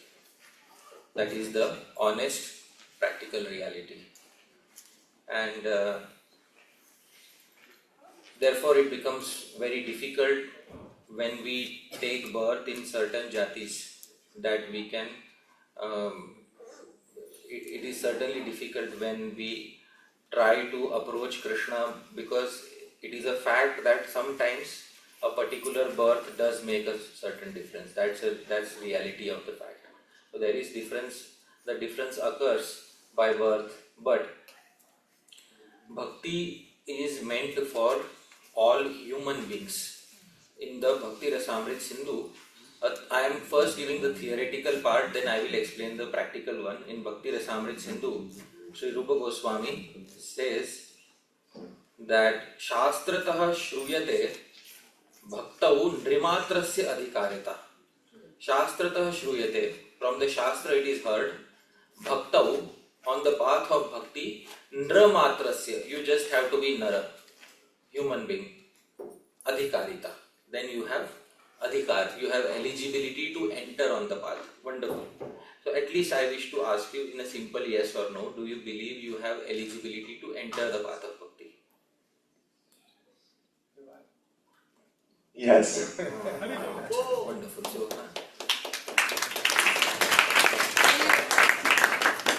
Listen, they clap like that's a big accomplishment. it's a big That's how bad it is. Bahunam Janmanamante Jnanavan Mantrapati. It is after many words that a person gets the eligibility to enter into the path. Now that you are into the path, obviously those past conditionings are going to remain there, and those past conditionings, they often lead us to do things which are not so favorable to bhakti. And therefore, in the Bhagavatam it is said that one should perform bhakti according to one's nature, as one has received in conditioned life. I will show you that direct verse, and that verse is most applicable in this situation. It is most practically applicable in this situation. This verse is from the Srimad Bhagavatam.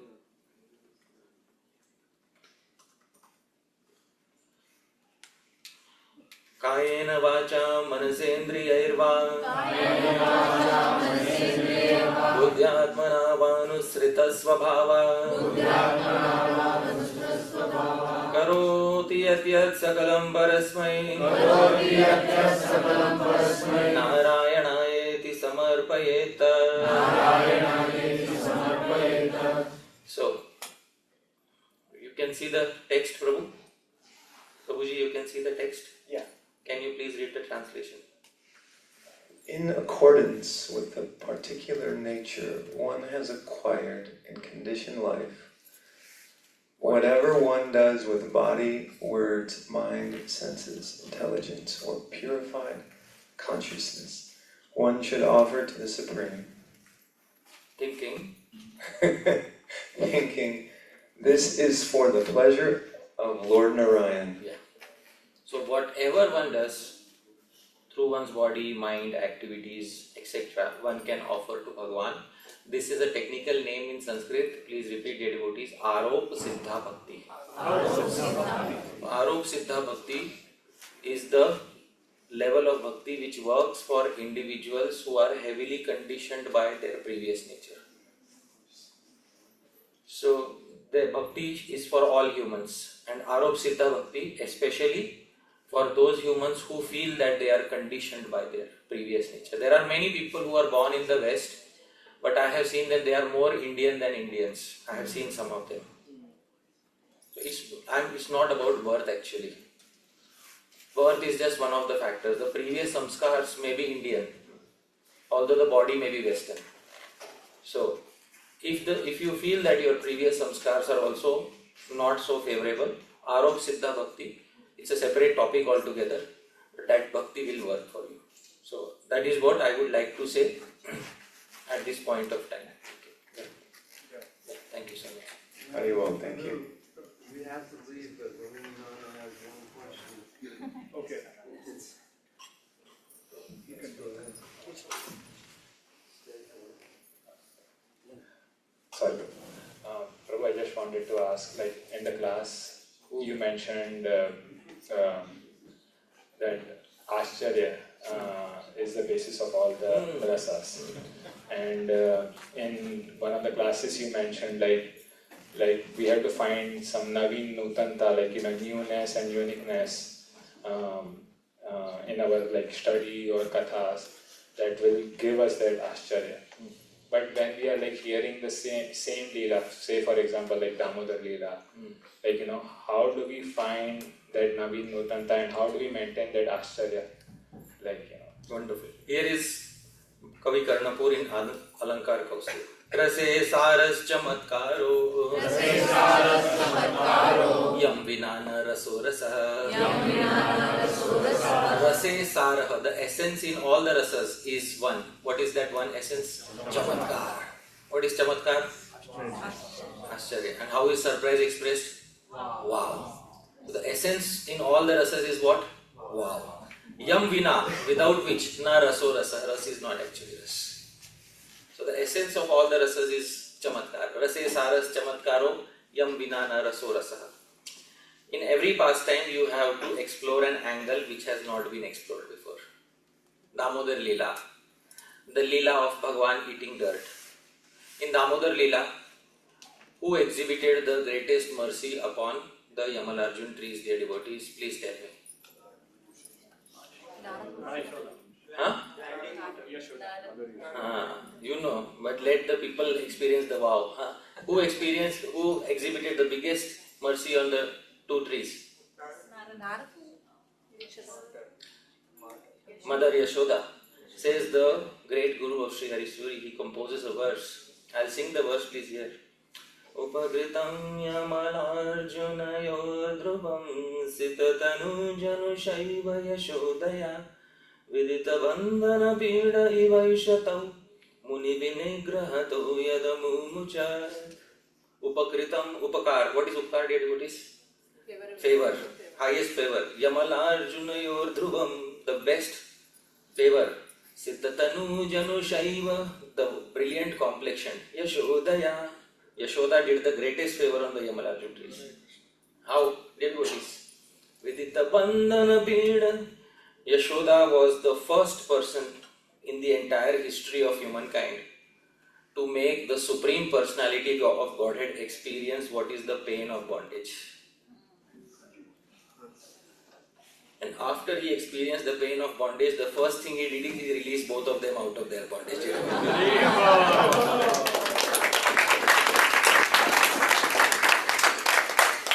Wow! This is how wow. You will experience wow only when you have a different angle to see the things.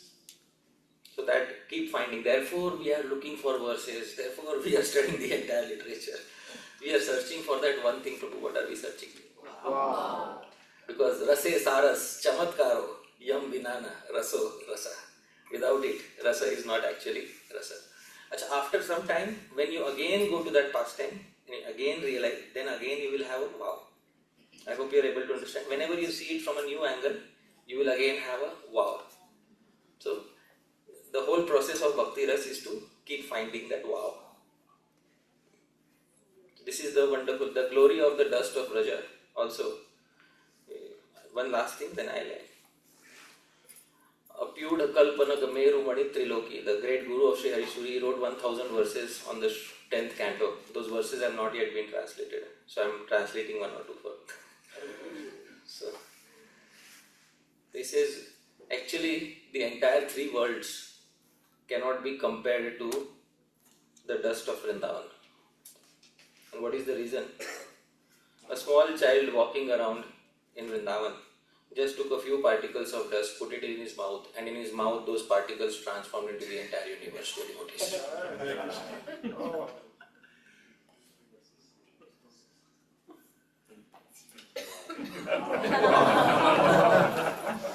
So this whole sampradaya of Sri Harishuri, it is specialized in one ras. Which ras? And they know this fact. Rase saras chamatkaro yam vinana raso rasa. This is Sri Kavi Karnapur, unsung genius of the Gaudiya Vaishnava Sampradaya. Wonderful. So please always remember, you are looking for the wow again and again. Either you can try to go after vows, VOW. More important is to go after the WOW.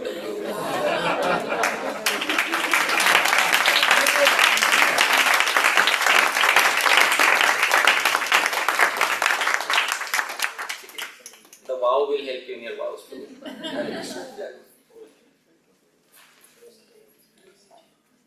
All right.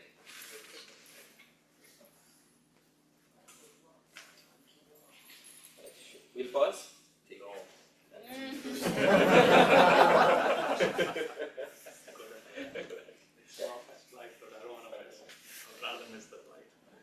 So, I would say he wants to miss the flight. You want to miss the flight? I said, if we don't pass, some of us don't want to miss. I would Oh, rather miss I the see. flight than they miss this. I thought you want to miss your flight or something. It's okay. Hare Krishna Prabhu, please accept my humble obeisances. So Prabhu, if Krishna took the Vrajvasis after whatever Leelas he performed, then we hear that the Leelas happen even today in Baumandala. So who are they, Prabhu? Therefore I told you, you have to have two compartments. So they are Aprakata. Wonderful, Mataji. Now everything will be clear.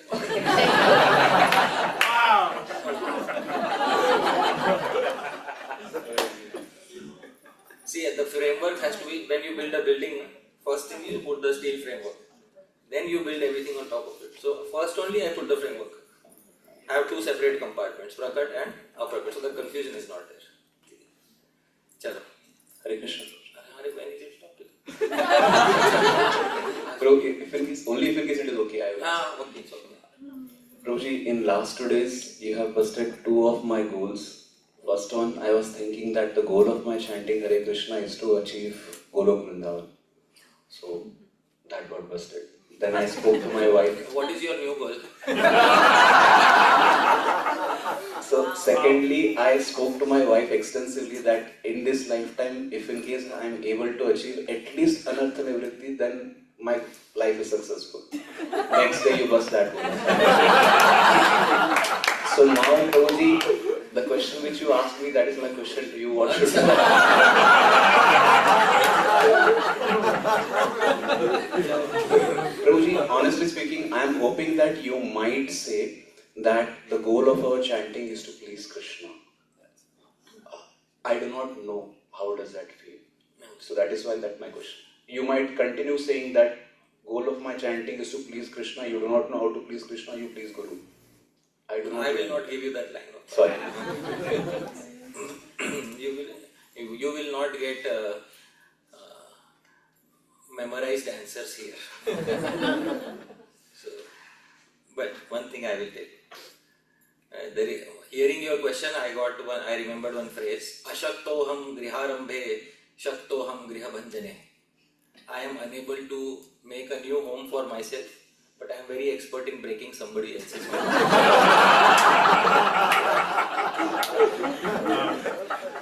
Your question made me look like that. So I I will make a new home for you, okay, bro? If I have broken your home, I'm very sorry, but it was needed to break that home. Why? Because going back to Godhead, moksha, cannot be the goal of life for Gaudiya Vaishnavas. And I don't want to make such a big claim without showing big evidences. To speak nothing without giving a praman. So therefore I am showing praman for the same from a quote by Srila Prabhupada, and that quote I want to specifically, this is from,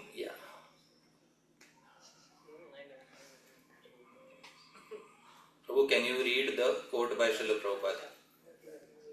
Hare Krishna.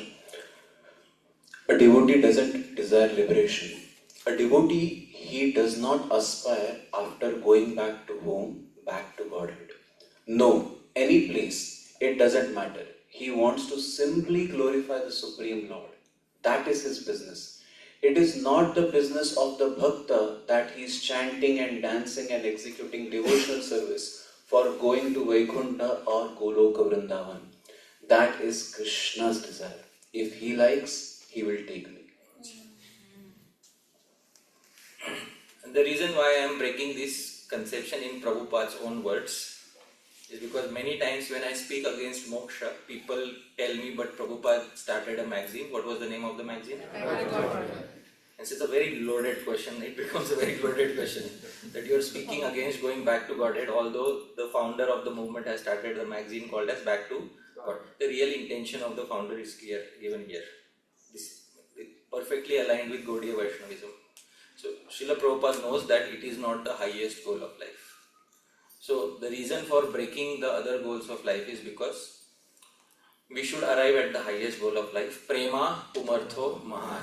Not moksha pumartho mahan. It cannot be. Moksha is not the highest goal of life. Anartha nivritti is not the pumartho mahan. It is prema pumartho mahan. In fact, moksha is rejected in the second verse of the Srimad Bhagavatam in the Chaitanya Charitamrita. It is mentioned, Prashabdena mokshabhi sandir api nirasta. Please read the translation, Prabhu. The prefix pra in the verse from Srimad Bhagavatam indicates that the desire for liberation is completely rejected. So this is Chaitanya Charitamrita Adi 1.94. I am giving the references. Our aim is prem. Our aim is that Bhagwan should get happiness from us. We should give prema to Bhagwan unconditionally. That is the goal of life. What he gives in return is not so much our concern because it is non-transactional relationship. We are not bothered about what we are going to get. This is a mature, elevated understanding in Gaudiya Vaishnavism. I am not forcing you to come to that stage immediately. I hope you are able to understand.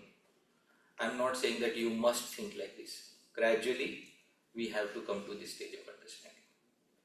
Okay? Prema, giving unconditional benefit to Bhagwan, is the goal of Gaudiya Vaishnavism without expecting anything in return. Guruji, can I will just, one last verse from Padyavali I want to quote. This is 18th verse, Sri Ishwar Puri. Yoga Shrutyupapatti Nirjanavana Dhyanadva Sambhavita. Let the twice born enter the fearless kingdom of Ashtanga Yoga, Vedic study, solitary meditation in the forest. Let them become liberated in that way. In bracket, I don't care. Okay? Like I said, but I don't. This is one of the I don't care verses. As for us, please read Prabhu. As for us, we will spend hundreds of thousands of births chanting the holy name of Lord Krishna, whose splendid dark complexion and yellow garments are like a host of blue lotus flowers blooming in a groove of yellow flower bearing kadamba trees. Once that desire for moksha goes away, tomorrow morning when you wake up, you put your hand in the bead bag and your mind will tell you, you're not doing this for going back to Godhead. And what's the motivation? You're not going to get anything out of this. Are you still willing to chant? Please tell me. Why? please Chaitanya Mahaprabhu. I hope you're able to understand. To please Chaitanya Mahaprabhu. That's it. When that is the motivation, that desire for moksha is a big burden. Mukti spriha yavat pishachi hridi vartate. That pishachi, that ghost goes away from your heart. Every morning putting, if I don't chant 16 rounds, I can't go back to Godhead.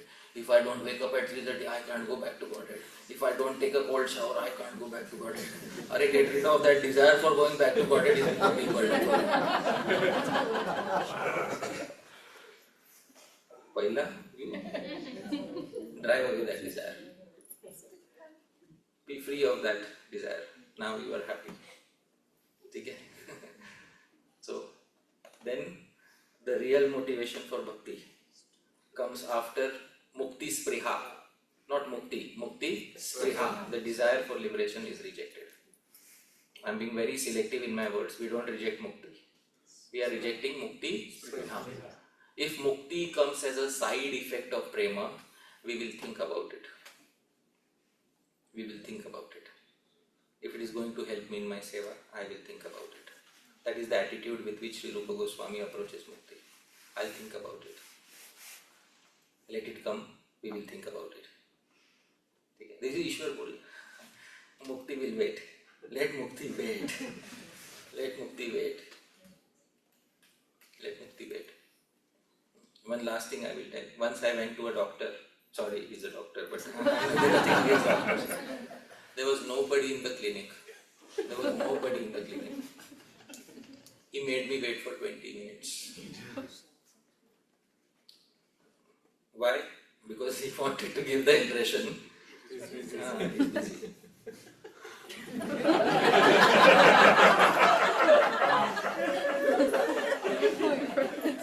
This is what mukti does to you. This is what mukti does to you. So when the time came for paying money, I told his assistant, my phone is not working. I'll bring cash. He said, I'll come in few minutes. I made him wait for 2 days. He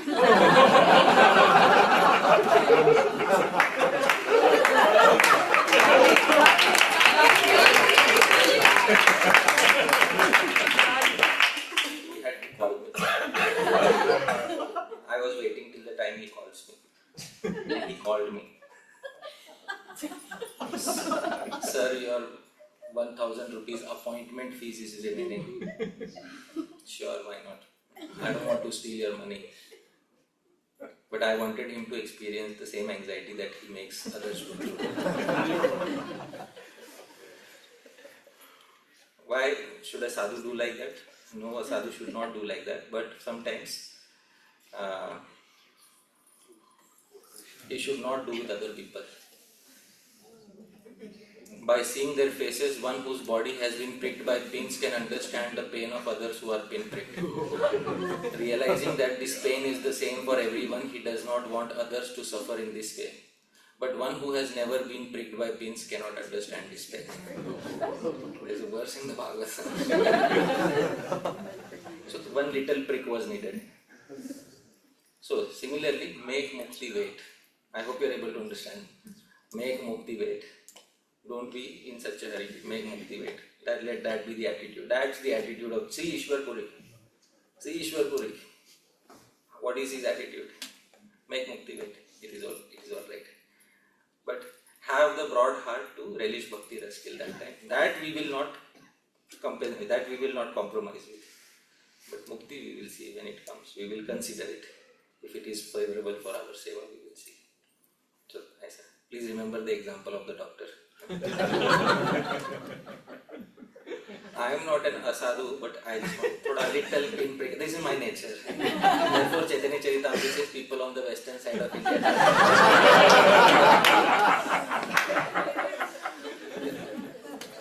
Thoda, my nature. Can you also, in our neophyte stage right now, can you please also explain some examples of what does it mean by pleasing Krishna? What does it mean by pleasing Krishna? Yes, like if in case I'm chanting, my desire is to please Krishna. How is Krishna pleased? Like what exactly does it mean? How would it make me feel? How do I understand that? No, when you perform japa with 6 qualities, Manah samharanam shaucham maunam mantrarth chintanam avyagratvam anirvedo japa sampatti hetavah. There are 6 qualities of japa mentioned in Hari Bhakti Vilas. As a part of Vaidhi Bhakti, if you execute japa nicely, that Vaidhi Bhakti itself is the first step of pleasing Krishna. Vaidhi Bhakti pleases Krishna not as much as Rag Bhakti, it is the first step in pleasing Krishna. Alright, so I had discussed these 6 qualities of japa in Upadeshamritam. I can't get into a lengthy discussion on that. But if you have some time, maybe you can go through the series on that Upadeshamritam. It has many of those details. So, by performing limbs of Vaidhi Bhakti as they are mentioned in Shastra without adding our speculation, that is the first step in pleasing Krishna.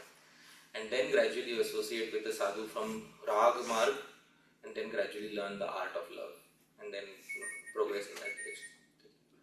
So alarm clock indicated it at the time. Whose phone rang? That was a message to continue. Prabhuji, somebody's flight will get missed, and then we will.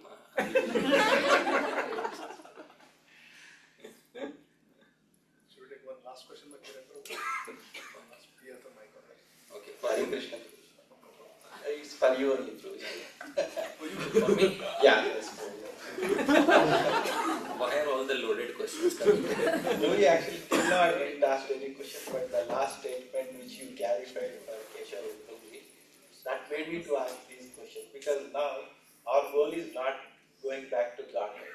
Just our ultimate goal in Gaudiya Vaishnavism. I told you there are many goals in Gaudiya Vaishnavism. You tell people chant and be happy. The first impression they get is chant and be materially happy. Isn't it? First impression they get it, chant and be materially happy. This is the first goal we give to them. So that is also a side effect of bhakti. Is that the ultimate goal? No. So yesterday I also said I am pointing at the eye of the bird. I am pointing at the eye of the bird. So everybody may not be able to appreciate that. But I am just giving, theoretically I am giving that is the ultimate goal of Gaudiya Vaishnavism. The sooner we can naturally come to understand it. Because what I say something and people say, oh, because he said you should accept it as an authority. No.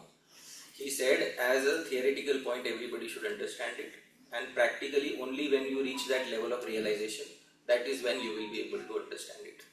Srila Bhaktisiddhanta Saraswati Thakur Prabhupada used to say something in Bengali. Who is a Bangla speaker here? Anybody? No. गाधा पिटाई या घोड़ा गरीते पारे ना गधे को पीट के घोड़ा नहीं बना सकते. You can't beat a donkey and turn him into a horse. So you can't take a raw mango and beat it to make a ripe mango. When you arrive naturally at that stage, your mind will be convinced. That is all I am saying. Okay? That probably is small addition. To please Krishna, this is a Manava Janma. With this Janma only we can please Krishna. But only one Janma is good enough? What? Not one Janma, one activity in one Janma is good enough. Just one activity? Yeah. That Yavan, that Muslim who said haram.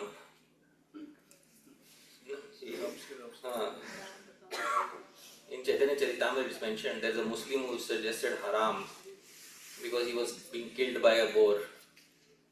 And he achieved Bhagwan. And here I am chanting 16 rounds every day. Am I worse than the Muslim? No, but Bhagwan can become pleased on anybody. That's his nature. So, any one activity also can do it. And it's not simply human birth. In any birth. Bhakti is not restricted to human birth. How come in other than Manava Janma, how can we do Bhakti? Shiji Because was so far I'm under impression that only Manava Janma that we can perform Bhakti. But with your statement again, one more question.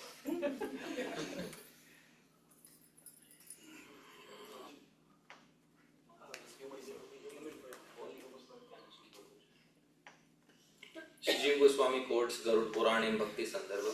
Kita Pakshi Mriganam Cha Harau Sanyasta Chetasam Urdhvameva Gatim Manye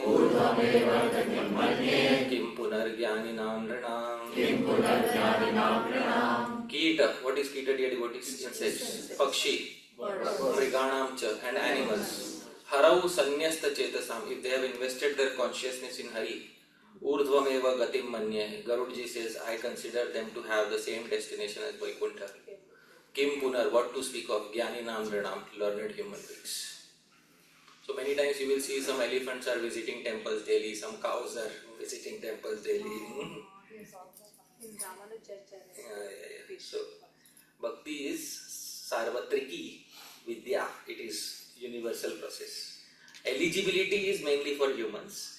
But sometimes animals also become eligible. Now even I got the remembrance of Jadabharat. He took a birth of deer and achieved that. So everything is reconciled when the Goswamis give their pramans. Okay, wonderful. Hare Krishna. Thank you very much for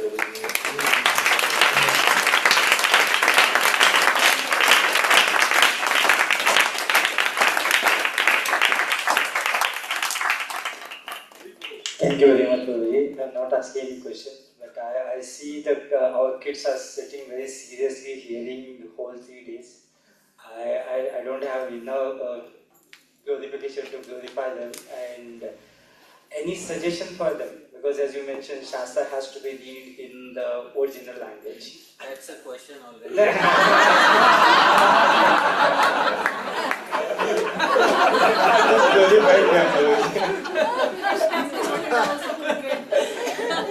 The 1 year late will be too much if I have to ask about 1 day. The devotee who came here, Param Karuna Prabhu, he is 10 times more expert than me in raising children. He raised both his kids and homeschooling, and both of them graduated from MIT, and both of them are medalists in Math Olympiad. I didn't want to glorify him in front of him, so he would have gotten embarrassed, but I'm just telling you. I personally look up to him as one of the good authorities in raising children. His both children also participate in New York Sankirtan, what is it called? Harinam. Harinam, New York Harinam. Very wonderful kids, both homeschooled, didn't go to school, outside school much, and both winners of Math Olympiad, and both from MIT. His younger son graduated 3 days ago. So, he's much better. What he can tell, I cannot tell, because I am not even 10% of what he is in that department. I am not even 10%. My father was somewhat like him. I hope you are able. My father was somewhat like him. I wish I could become like that. But Bhagavan has given me lesser intelligence in this department. So I think it's better to ask a devotee who is more seasoned in that department. My child is still growing up. So if I give some authority, if I quote something, later people will ask me. So better to have a person whose children have grown up successfully, not only materially but spiritually. So I think he's a very good person. Anything to read not on that the Sanskrit study or anything? That I can personally tell you, because there are some people who teach, but there are individuals I will recommend personally to you. Okay, but there are a few things which can be done. Okay. Once a person asked me, why don't you write a book on Grihasthashram? I said, I'm right now going through it. Let me first succeed, then I will think of it. Otherwise, what will happen? I'll write a book, and later if so you come out successful, then you can write a book. That's what I believe. Thank you, Prabhu. Hare Krishna.